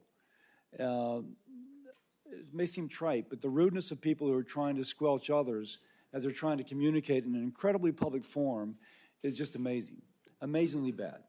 With that editorial comment, I then go to Senator Hassan. Thank you, Mr. Chair, and welcome, Ms. McMahon. It was good to meet with you in my office a little bit ago. And I've been starting these hearings with a question I never thought I'd have to ask, and I'll cut to the chase with you because you've said several times that you will uphold the law, so I assume that if the President of the United States gives you a directive that breaks the law, you will instead do what you are legally required to do rather than his instruction. The President will not ask me to do anything that is against the law. Well, the last month has told us that it is quite likely he may, but I am going to take you at your word that you will enforce the law because you've said it several times today. 3 weeks ago, the President unilaterally cut all federal grants by issuing an indefinite freeze. That's an unconstitutional and, yes, illegal action that was stopped by federal courts, to my previous point. Subsequent reporting indicates that the President is also planning to eliminate the Department of Education, the department that you're interviewing today to lead. And there's this little bit of, I don't know, the whole hearing right now feels kind of surreal to me. It's almost like we're being subjected to a very elegant gaslighting here, because Senator Hawley just asked you, and you talked about the need to enforce protections for Jewish students on college campuses, but the very department where the enforcement would take place is the Department of Education, and he wants to eliminate it, and you say you will work with him to do that. Similarly, you've talked about the importance of apprenticeships and other kinds of career and technical education, really important. There's bipartisan support for that here. The Republicans are in charge. We have bipartisan bill after bipartisan bill. We could go right forward with it, but there's this discussion as if we haven't made any progress on that, and there's somehow a partisan divide about that. So I'd encourage you to look into that. But I want to talk a little bit about why the Department of Education is so important. It plays a critical role in making sure that students, regardless of their zip code, race, gender, disability, or family circumstance, have access to a quality public education. It was established because Congress recognized that the country has a compelling interest in ensuring that all of our kids become self-sufficient members of our workforce and our civil society.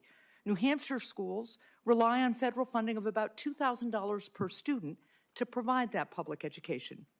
What would you say to parents in my state who are concerned about the president's attempt to cut all federal funding to New Hampshire and to eliminate the Department of Education? Are you telling parents that their children should lose access to special education services, for example, or lose access to trained teachers or school nurses? Well, thank you, Senator, very much. Let me just object to one point, and that is that, the residents in the state of New Hampshire should not be concerned that federal funding is going to be removed from their schools. How they get that federal funding may change. My time is limited. What department do you suggest would then administer that funding? Which funding? The special education funding. Special education, I think it could very well go back to HHS, where it started. All right, so I just want to be clear, you're going to put special education in the hands of Robert F. Kennedy Jr. Now, I want to talk about IDEA a little bit more. I want to turn to a specific issue regarding the president's plan to eliminate the Department of Education. What does the Individuals with Disabilities Education Act promise? It promises that we're going to take care of these students, that they're going to be provided with assistance that they have in the schoolrooms, the technology that they need, the assistance. And you and I talked a little bit about that with your own child. IDEA guarantees children with disabilities a free, appropriate education. What is the federal investment promise to states under IDEA? What's it supposed to be? In terms of dollar amounts? Yeah. I'm not sure. The federal government committed back in 1975 when it passed IDEA to pay 40% of the average per pupil expenditure for special education. You know what what the federal government actually does?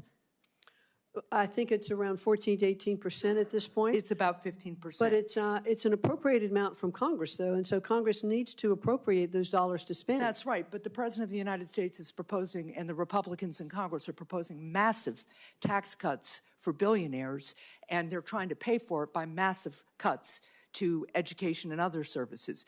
And just so you know, New Hampshire would lose $60 million in IDEA funding if IDEA were eliminated. My time is almost up. I'm just going to say this. The reason the Department of Education came about in about 1975, IDEA was passed in 1975. 1979 was the department. And Mr. Chair, I'll take just a second here. But people need to understand, people like my son, we talked about him. Before IDEA, before the Department of Education existed, state and local schools did not educate these kids. They barred them from the classrooms. These kids were institutionalized and abused. There is a reason that a Department of Education and IDEA exists, and it is because educating kids with disabilities can be really hard. And it takes the national commitment to get it done.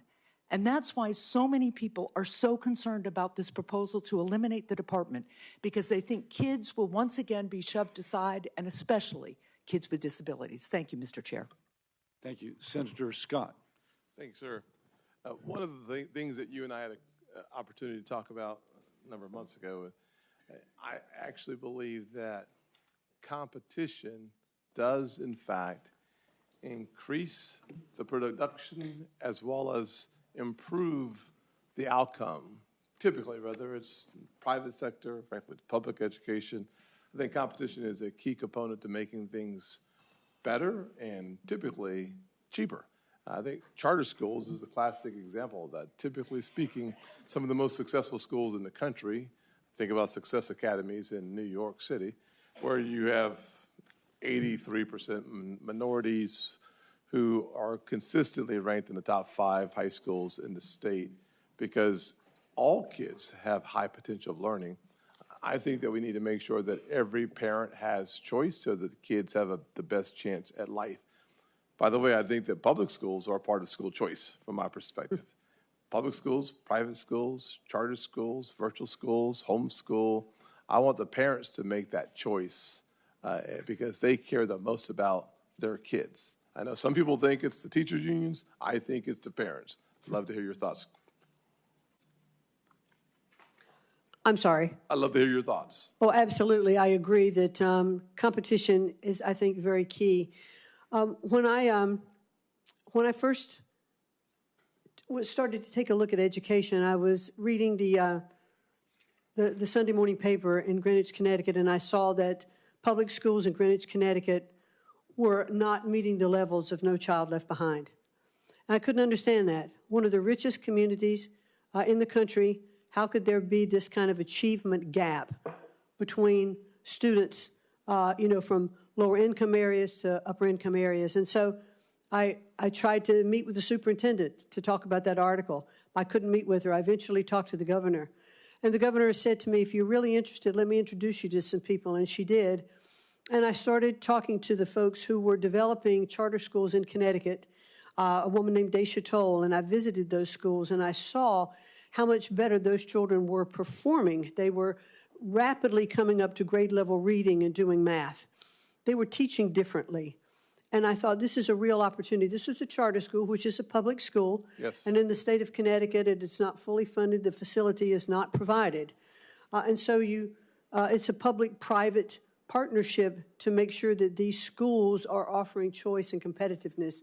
So we saw it was clear evidence how those schools provided an opportunity for students to succeed. Awesome. You only have 2 minutes left. That was a quick, maybe I have as much time as I want. I'll be the chair for a few minutes. It's great. Oh, my goodness gracious. Never mind. I didn't see that hammer you had there. So back in 2017, I started working on creating a definition in higher education for anti-Semitism. I thought then that we were seeing a little uptick, and having been raised in the Deep South, I'm familiar with discrimination and the challenges that come with, unfortunately, the color of people's skin and or the religious beliefs. And if you look at the level of hate that we've seen recently on college campuses towards our Jewish students, I find it disgusting, frankly.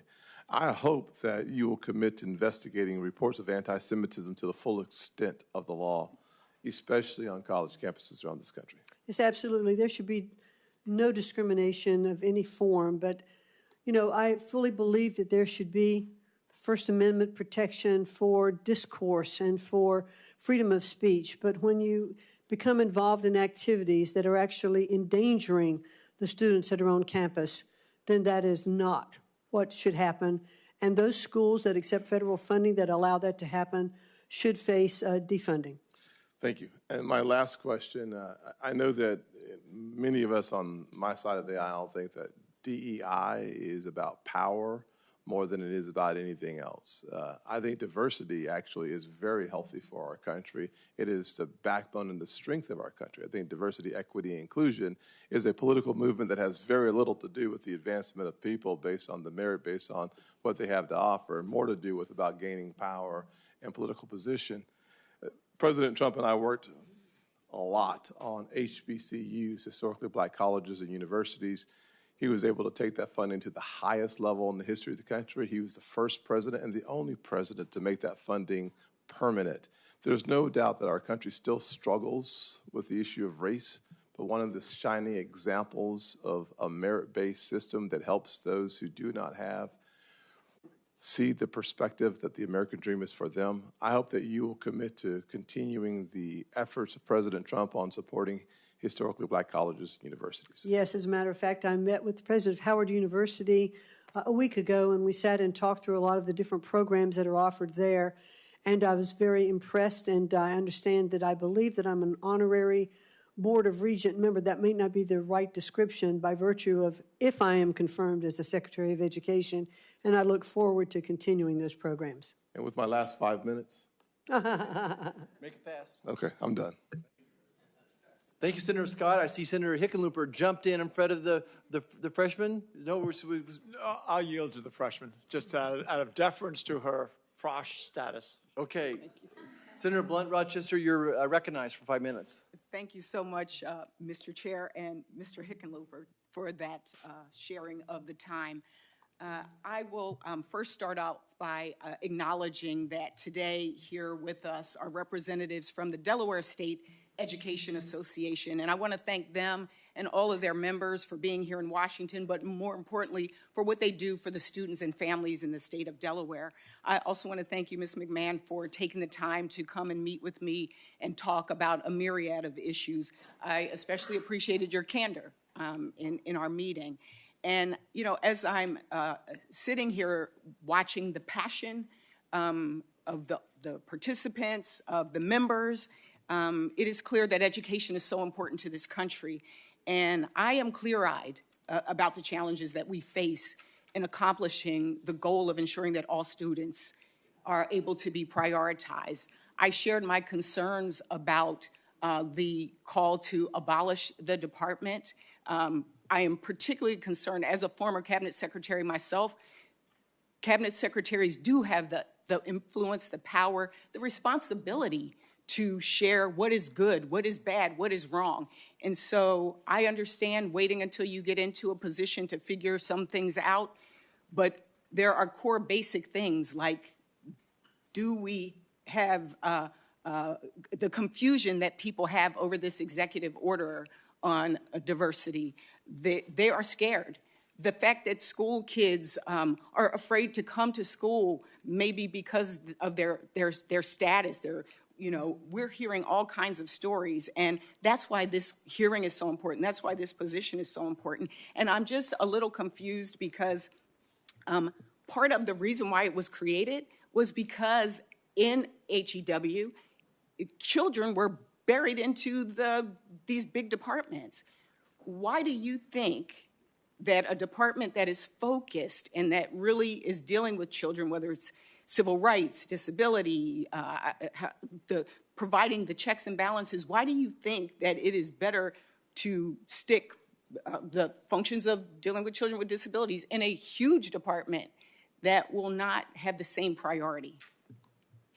Thank you very much, Senator, for that question. The bottom line is because it's not working. Department of Education was set up in 1980, and since that time we have spent almost $1 trillion, and we have watched our performance scores continue to go down. I do believe that it is a responsibility to make sure that our children do have equal access to excellent education. I think that that is best handled at the state level, closest to the states, working with state administrators, teachers, parents, who should have input into their curriculum. I have only 2 minutes, and I just want to follow up. Do you believe that any school benefiting from taxpayer dollars should be required to follow federal civil rights laws? Schools should be required to follow the laws. Anybody getting taxpayer dollars. And so that's good. So private schools should not be able to turn away a student with a disability or a student based on their religion or their ethnicity or race. Well, private schools aren't taking federal dollars. But I'm saying, so they have the ability to say that if they do not believe that they receive them. Well, if they believe that they cannot best serve that student and they're not taking federal dollars, then they have the right not to accept that student. But I'm speaking specifically when we talk about, there's a lot of conversation about vouchers. If private schools take federal dollars, can they turn away a child based on a disability or religion or race? Well, I think that there are also some public schools who are saying that they don't have the. Really just a yes or no? No, it's not. It really isn't. For me, if you want to follow up, because I'm kind of running out of time. Okay, I'd be happy to follow, and I'd look forward to following up with you to discuss that. Thank you very much. Okay, because this is one of the big concerns that we hear about. Also, I believe that as a country, as I said, we've benefited from checks and balances. It's a hallmark. If you're concerned, how would you defend the rights of all students if state and local governments are unable or won't address violations of students' civil rights? For example, how will you intervene if a student is being bullied or harassed on the basis of race or disability? Well, certainly civil rights, are the rights of everyone. And so we'd want to make sure that our schools are enforcing. The bullying shouldn't happen anywhere. No child should be made to feel uncomfortable. So it is, but the Department of Education does not control that from Washington. Would you put this in the department? When we talked, you mentioned the Department of Justice. Would you move this to the Department of Justice? Well, one of the things that we talked about, as I said this morning, that I think there may be more appropriate places that maybe the Department OCR that is currently in the Department of Education is better served in the Department of Justice, where they have civil rights attorneys as well. But I don't know those things yet. If I'm confirmed, I look forward to getting in and really digesting and understanding where all of these particular aspects need to fit to best serve our students. That's the goal. It's to protect our students. I look forward to following up. You can understand there is a lot of distrust based on people's motivations in just the past few weeks. I think that's why you're seeing all of what you've seen in this audience today in terms of participation of the folks here. This is important. Our students are important, as you know. And so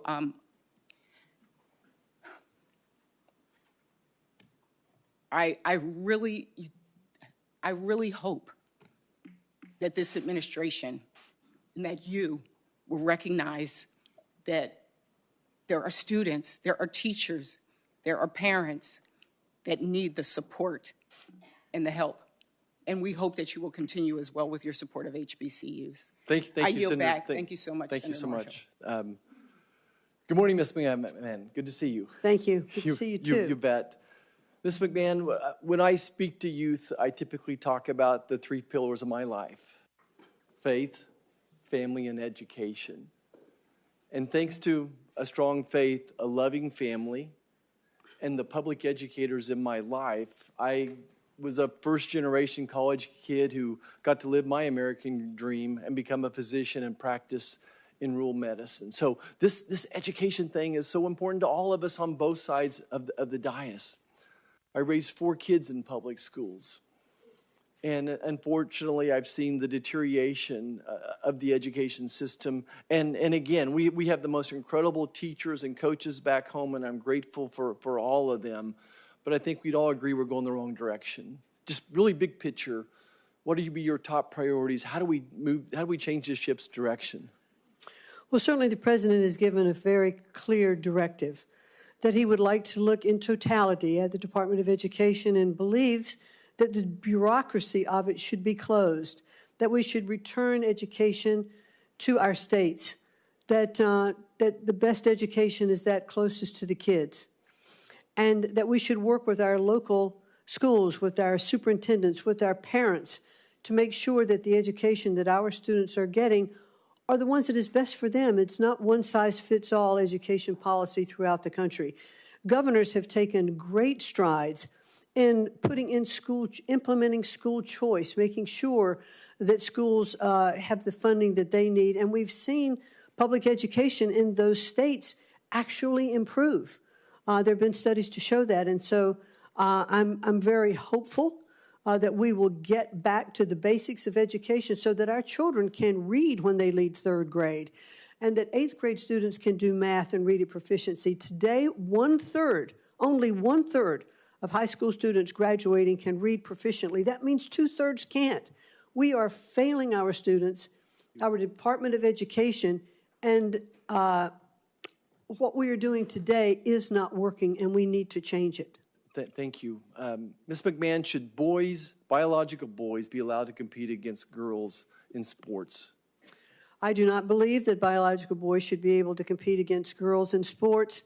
And I think now that they certainly not only have the people spoken, because that was something that President Trump ran very hard on, but also the court has spoken.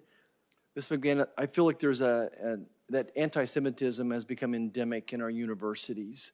Would you be open to some type of an anti-Semitism commission to evaluate the progress of the universities on this issue? Yes, I would, and I'd look forward to perhaps working with you or other members of the committee on such a commission. Okay. Let's talk about workforce Pell grants for a second. I mean, we can't keep doing what we're doing. The average starting salary for graduates from our community colleges and technical colleges back home is higher than our four-year universities, and their debt is close to zero, if not zero as well. What would you speak to what do you feel about more flexibility of Pell grants? Well, I certainly would like to see workforce Pell grants, and it goes through various stages of getting passed, but I definitely think that workforce Pell grants are something that could stimulate our economy, provide opportunity for those who want to participate in skilled-based learning, to have the opportunity if we'd have short-term certificates of Pell grants that would get those students into the workplace faster if they want to be electricians, HVAC developers. And apprenticeships as well? And apprenticeships and internships, all of that. Well. In fact, in the first Trump administration, I was part of, with SBA and working with the Department of Labor, of making sure that there were more apprenticeship programs across the country, because those are very, very vital to the growth of not only our economy, but our businesses in general.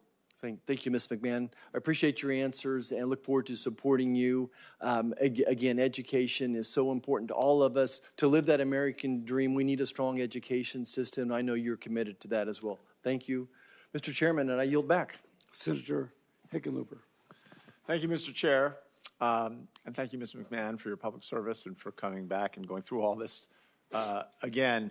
I thought when you were talking to Senator Blunt-Rochester, your comment that bullying shouldn't happen anywhere is true, is absolutely true. It shouldn't happen in schools. It shouldn't happen in homes. It shouldn't happen in government. And I'm not going to go over. I agree on the things so much you've covered, anti-Semitism, and making sure that there's great clarity around that. I want to talk a little bit about history and the teaching of history. I used to talk about topophilia, which means love of place. And I believe it's a basic building block of economic development of people's affection for a place. And that affection comes largely through the teaching of the history of that part of your state or your county, however that gets broken down. But I think teaching every part of our history is important. Colorado, some of the worst parts of our history, Governor Ralph Carr, a Republican governor who's one of the few Western governors who, when we were putting large detention facilities together for Japanese Americans during at the beginning of World War II, he said not only we're not going to support that, but any Japanese Americans who want to come should come to live in Colorado and live freely. We had the Sand Creek Massacre, where Colorado volunteers slaughtered almost 200, mostly women and children. But I think you mentioned in your testimony that the importance of teaching true history. And I understand the emphasis on positive, but I want to make sure that we agree on the teaching of all of it, both positive and negatives, just because as an entrepreneur, you learn more from your mistakes than from what you do right. And I think making sure that we don't gloss over the troubling parts of our history that we're not letting that slip behind us. Well, clearly, I do agree that we should teach our history, the true history, the good, the bad, and the ugly, because we don't learn unless we recognize our mistakes. I will say that the Department of Education does not establish curriculum, but that is handled at the state level. But clearly, I am in favor of our history being taught exactly as it happened. Right. Well, I appreciate that. And it's funny that a lot of people don't. So it's good to get that on the record. We talked a little bit about apprenticeships and the importance of apprenticeships. I think the comment you made just that almost 2/3 of our kids when they graduate from high school cannot read proficiently is a disgrace that we should all not accept. And as I think as you recognize, it's not that we don't have good teachers. I think we have great teachers in every state. It's a very powerful statistic that in almost every survey, parents think that the school systems are broken except theirs. They think their school is pretty good. And I think that's a reflection of the quality of teachers we have. But this notion that everybody should go to college, I think is prevalent and persistent. You know, that you've talked about the importance of alternative career pathways. When you were in the office, we discussed this. You know, one of the major issues we hear on trying to push apprenticeships, not just to trades and not adult apprenticeships at 18, but 16, 17, 18-year-olds while they're in high school going and working a couple days a week in an insurance company, could be a law firm, anywhere, but learning what a job place looks like, coming back to school and learning things that might make them more successful there. One of the problems is that type of an apprenticeship, so many of the academic advisors are just focused on that 4-year college track. And that's what the parents are kind of expecting. They may not even realize what apprenticeships are around there. What can you do as Secretary of Education to share with high schools all across America that these other alternative pathways are available?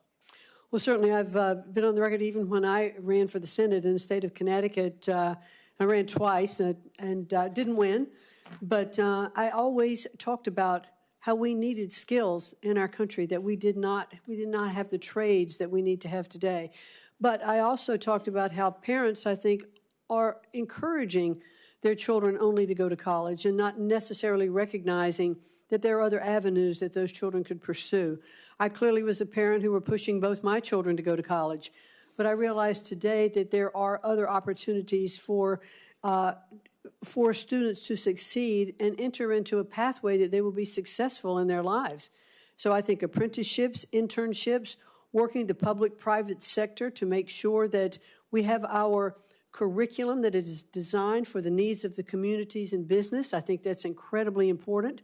It's one of the things that we've striven to do at Sacred Heart University that I sit on the board of education. What are the needs of the community, and how can that curriculum be structured to satisfy that need? And that's, I think, critically important. Great, and we're out of time. Of course, I've got millions more questions. Maybe we'll continue that discussion. I appreciate you being open about not wanting to end the Department of Education completely, and not your willingness to look at Pell Grants on a larger scale. Thank you. Senator Banks. Thank you, Mr. Chairman. Just as a side note, I'm struck by the outburst of some of the protesters in the room, and a number of them have told us that they're teachers. Can you imagine them teaching, these people teaching our kids in classrooms across America, and they come here and act like children with outbursts and try to prevent us, in an attempt to prevent us from doing our job to move you forward, to do the important work that you have to do. For me, that's what this is all about. I have 3 daughters who are in grade school in public schools, and I want to get politics out of the classroom. I want political flags and political statements and ideologies out of the classroom, and I want teachers to teach our kids and prepare them for the jobs of the future.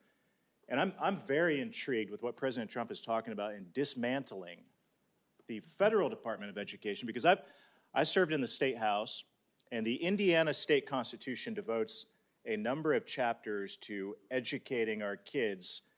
And the last time I checked, the federal Constitution doesn't say a single thing about education, because our founders in their wisdom recognized that is a role of the state. And Ms. McMahon, I know we've talked about this before, but this is about an attitude of empowering teachers and schools and moms and dads to give our kids the best chance that they can possibly have. And I know that you agree with this, but when I ask anyway, can't the state of Indiana do a whole lot better of a job of spending dollars on education rather than bureaucrats in Washington, D.C.?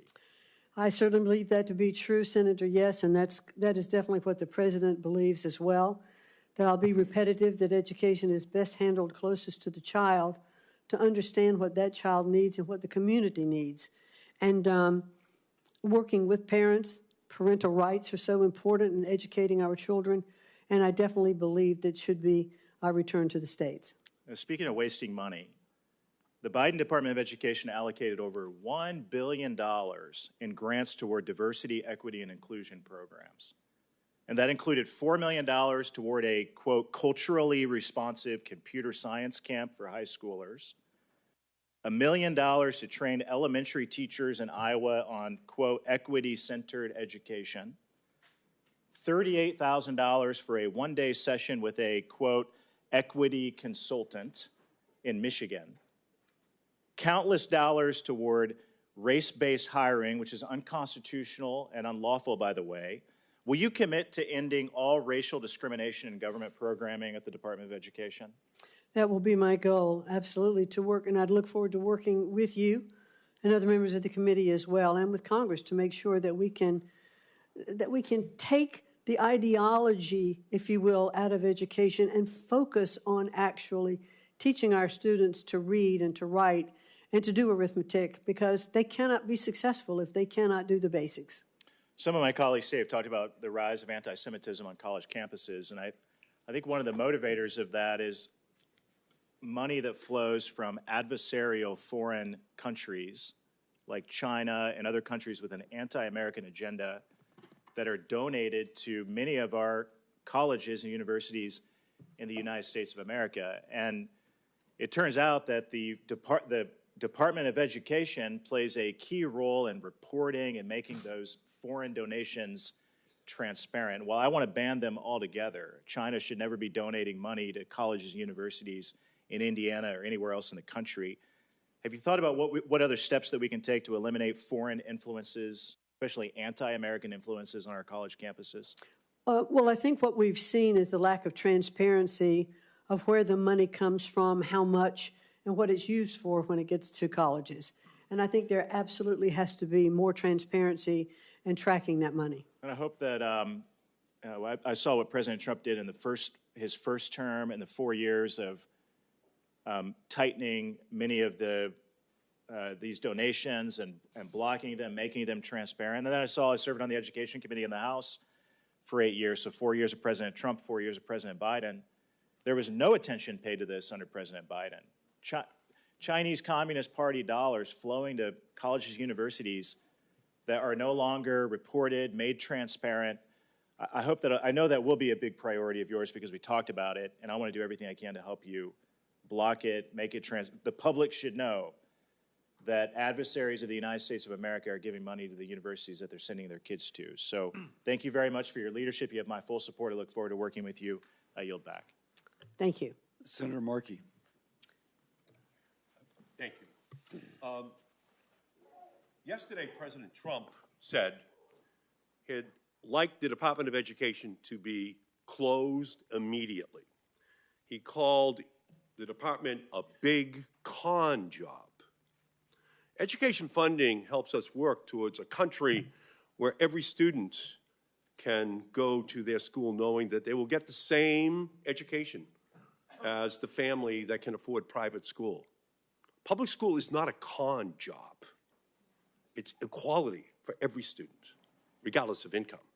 It helps guarantee that every student, including the 26 million low-income students, the 10 million rural, 5 million English language learners, 7 million disabled students, and 1 million homeless can go to public school knowing they have the same opportunity as every other student.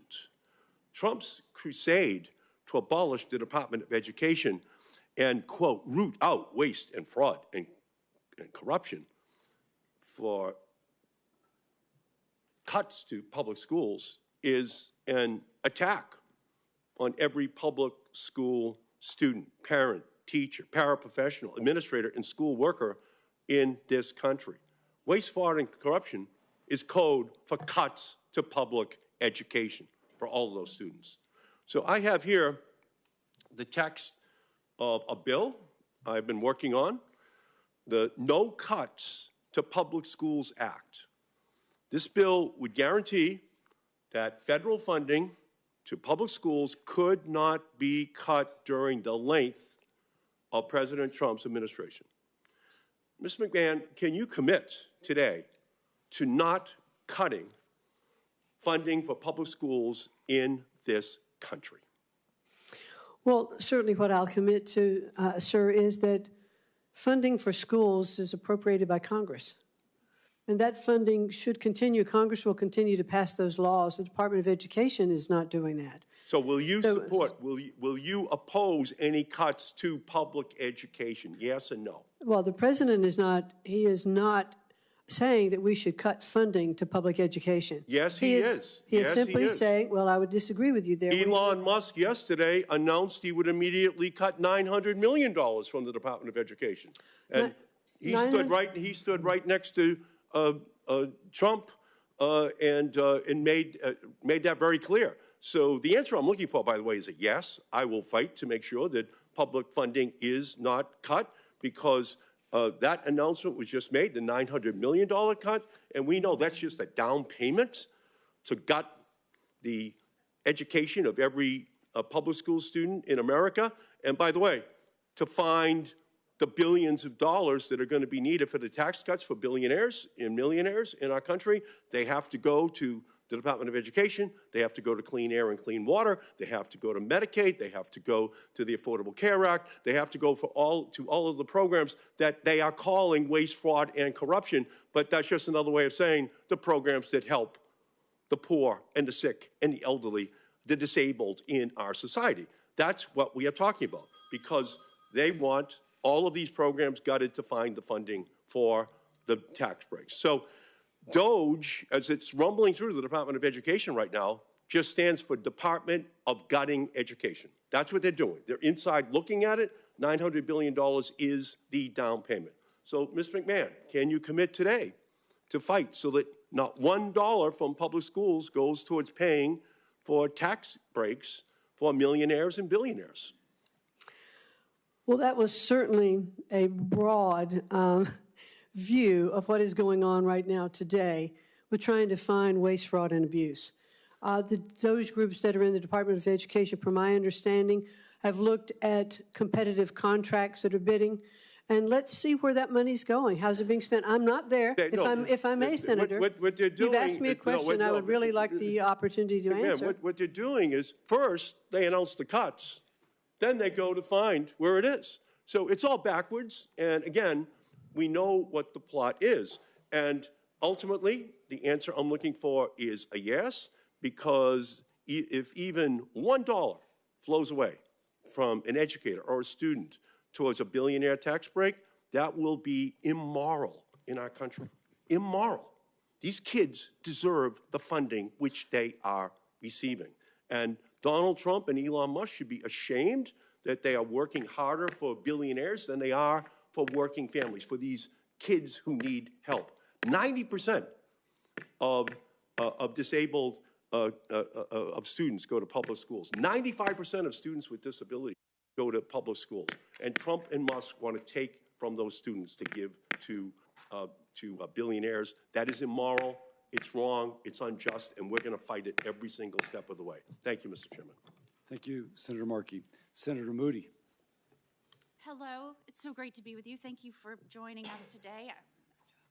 I'd like for you to have some time to answer some questions. Wouldn't that be unique?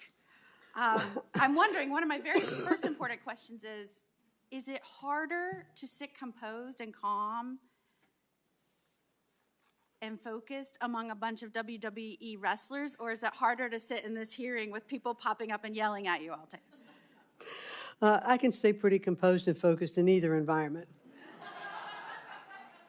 As you know, the United States Department of Education provides more than $120 billion in grants, and much of that flows through to our public university systems. And the Higher Education Act makes a condition for higher education to receive a single dollar of that money, that higher education institution has to be accredited.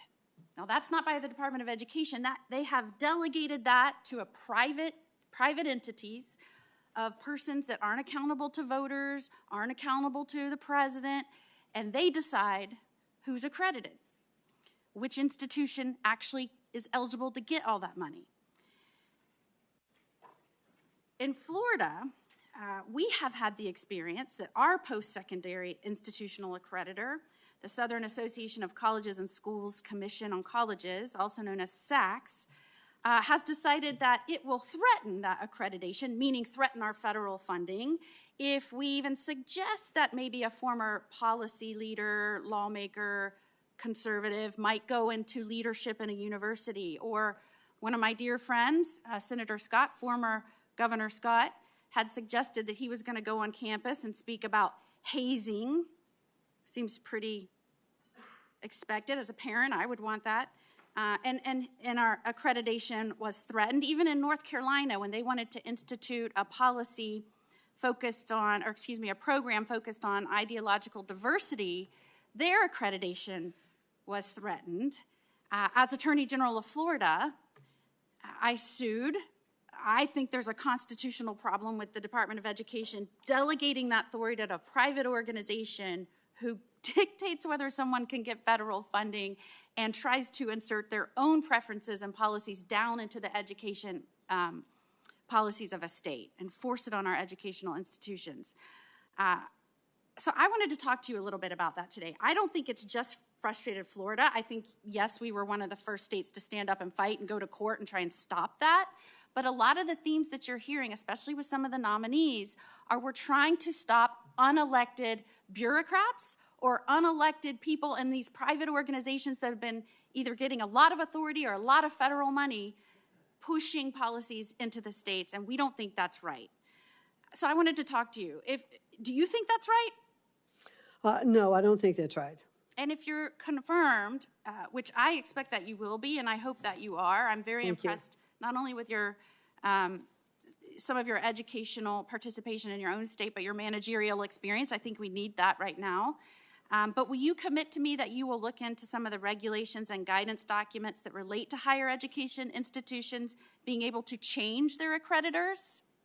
Yes, definitely, and I'd look forward to working with you on that. And there's been a lot of issues raised about these 5 to 7 accreditors that are the ones that are deciding these fates today, and I think that needs to have a broad overview and review. It may be that we have to look at the accreditation process, and as Congress, you might need to amend the Higher Education Act to make them more accountable.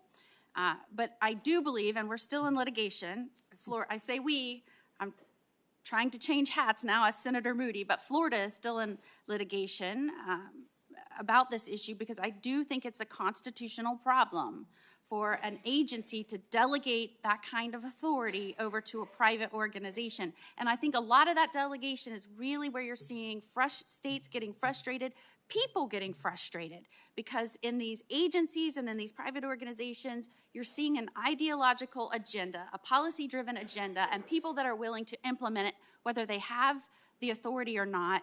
And I believe that is where you're seeing so much frustration and why you saw such an overwhelming expectation that this president change things. And I think you're going to help him do that. And I, for one, am looking forward to that.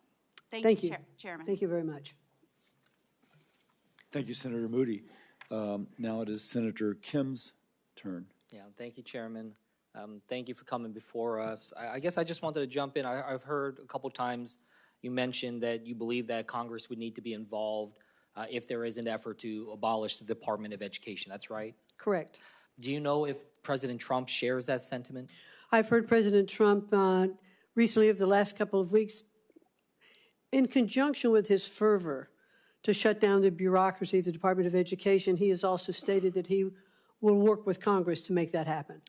Do you know if Elon Musk, have you had any conversations with him about the Department of Education?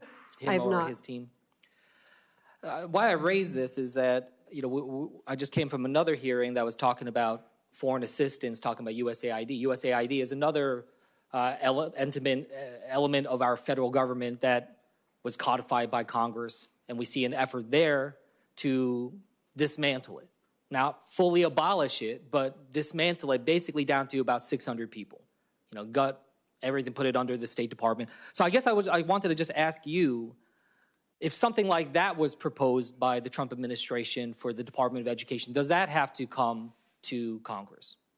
Certainly, there are departments that I believe that are in the Department of Education by statute, and those have to be looked at. And what, Could they be moved? what elements of the Department of Education are those that are protected by statute? I believe IDEA is. I think Title I is. And I'd like to discuss that, look into it and discuss it more fully with you. But for those that are not codified by statute, you're saying those are ones that the executive branch can do as they please? I think that I would like to look into that more.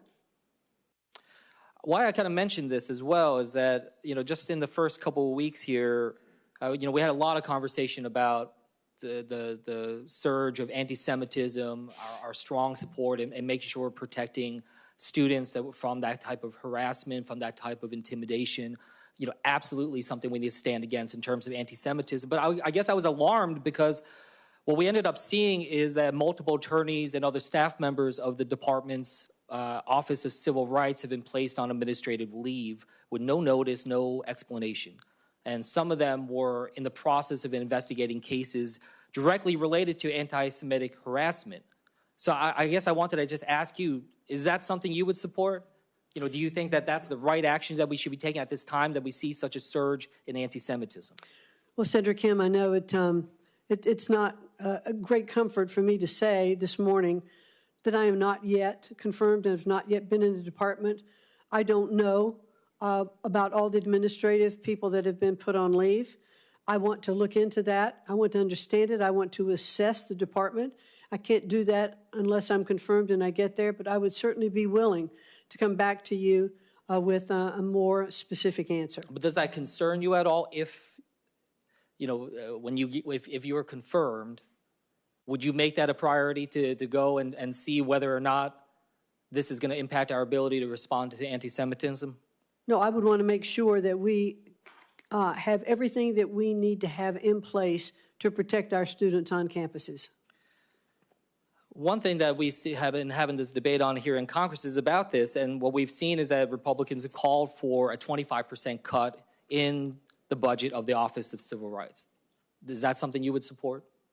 I would want to see exactly what that impact is going to be and understand it. Look, I guess I'm frustrated because I feel like this is such a clear place where we can just say, yes, we want to make sure we have as much resources as possible to be able to fight anti-Semitism, to make sure that we're addressing these needs of such a surge. When we see a surge in anti-Semitism, of course we would want a surge in resources to focus on that. So I just wanted to raise that because this whole debate that we're having right now, it feels like it's untethered from just the reality on the ground. And I just urge you, if you are confirmed, that we are understanding the human impact of the problems that are here. I have a second grader and a fourth grader. I got two little boys. And I just had their parent-teacher conference. And yes, we talked through the performance of my kids, the data that NAEP and others are used, the Institute for Education Sciences. Now we're seeing $900 million cuts to that coming out from Elon Musk and his team. But I just raised this is the reason why teachers are concerned right now is not about their own salaries and their own careers. When they talk to me, they talk about the kids. They talk about the kids. That's I find that to be so powerful when these teachers, they're saying, look, I'm not asking about my own career. I'm asking about the kids. So just as you proceed, just remember that. Parents are very scared right now. Now yield back. Thank you, Senator Kim. Senator also Brooks. Thank you so much, Mr. Chairman. I'd like to just begin my remarks. Hello, thank you so much, Ms. McMahon, for being here today. And I'd like to just begin, follow up with what my colleague said and address what I regard as very disparaging comments. I'd just like to say first by one of my colleagues regarding the educators who have come here today. And in the same vein as Senator Kim, the educators who are here, my colleague referred to them as these people, and said, who would want to be taught by these people, the passionate educators who have come here today, not on behalf of themselves, they're here on behalf of our children. And I want to address how shameful it was to say who would want to be taught by them. They are exactly the kind of people who we want teaching our children. The question I have for you today, I know your parents were civil servants, and so you recognize the importance that they bring to their work, the care and concern that they bring to their work. And I have been very concerned regarding the treatment of many of our civil servants, those especially in the Department of Education. You may know that last night a number of them were laid off with 15 minutes to have their computers turned off, access to it, just treated really horribly. So the question I have for you, because one of my constituents on a town hall I hosted last night with 17,000 Marylanders said that they are working in a culture of fear at the department, and that civil servants at the department don't know who will be fired next, have little guidance, and feel like they can't do their jobs, and they care very much about the work they're doing. So how will you address the culture of fear in an environment where civil servants, both Democrats and Republicans, who are working there, are feeling undervalued and attacked by this administration? Well, thank you very much for that question, Senator. And it's always difficult to downsize. It's always difficult to restructure and reorganize in any department. I have faced that, in the business world, because you know that you do impact people's lives. But at this particular point, I know that there are people that are being placed on administrative leave, which means they are still receiving full benefits and salary while their jobs are being looked at and how the department is being evaluated overall. I think people should always be treated with respect and with humility. And I would hope that that is what is going on within the Department of Education. I'm not there in person to see that yet, but it was certainly something that I would strive to do in any reorganization that we would take. Okay, and I'd also like to ask you regarding the president's targeting of legally binding collective bargaining agreements. He has really targeted those, to ask you whether you will commit to abiding by the agreement and upholding civil service employment protections. I will certainly commit to working with you and to looking into those issues if I am confirmed to be the Secretary of Education.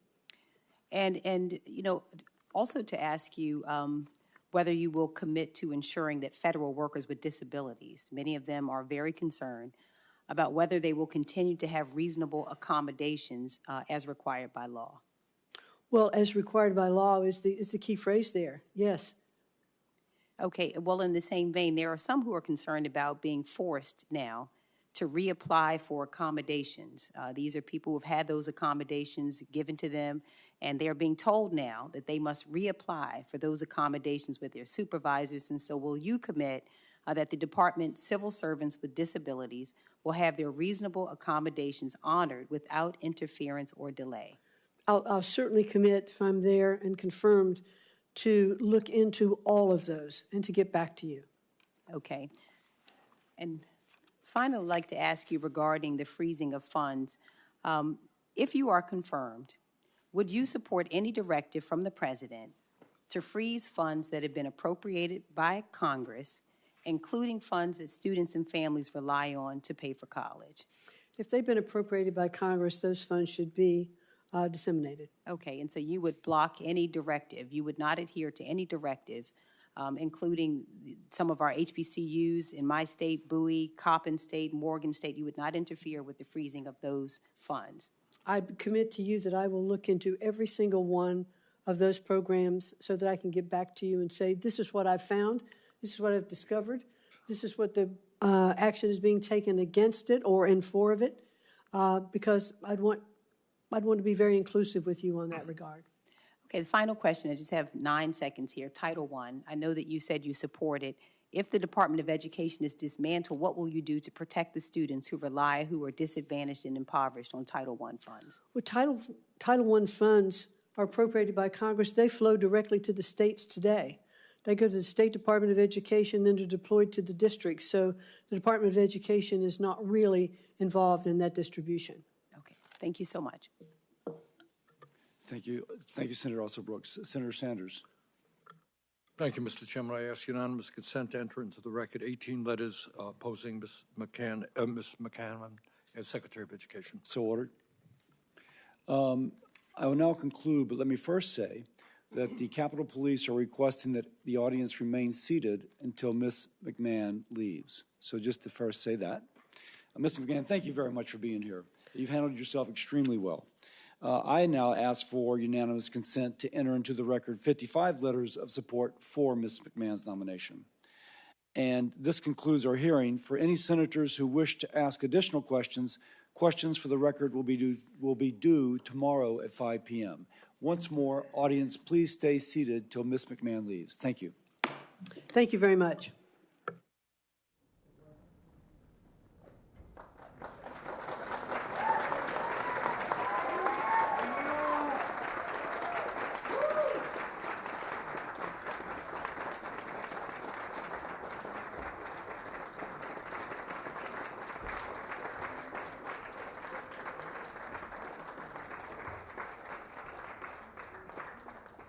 Maybe I should have said stay in place as opposed to stay seated. So,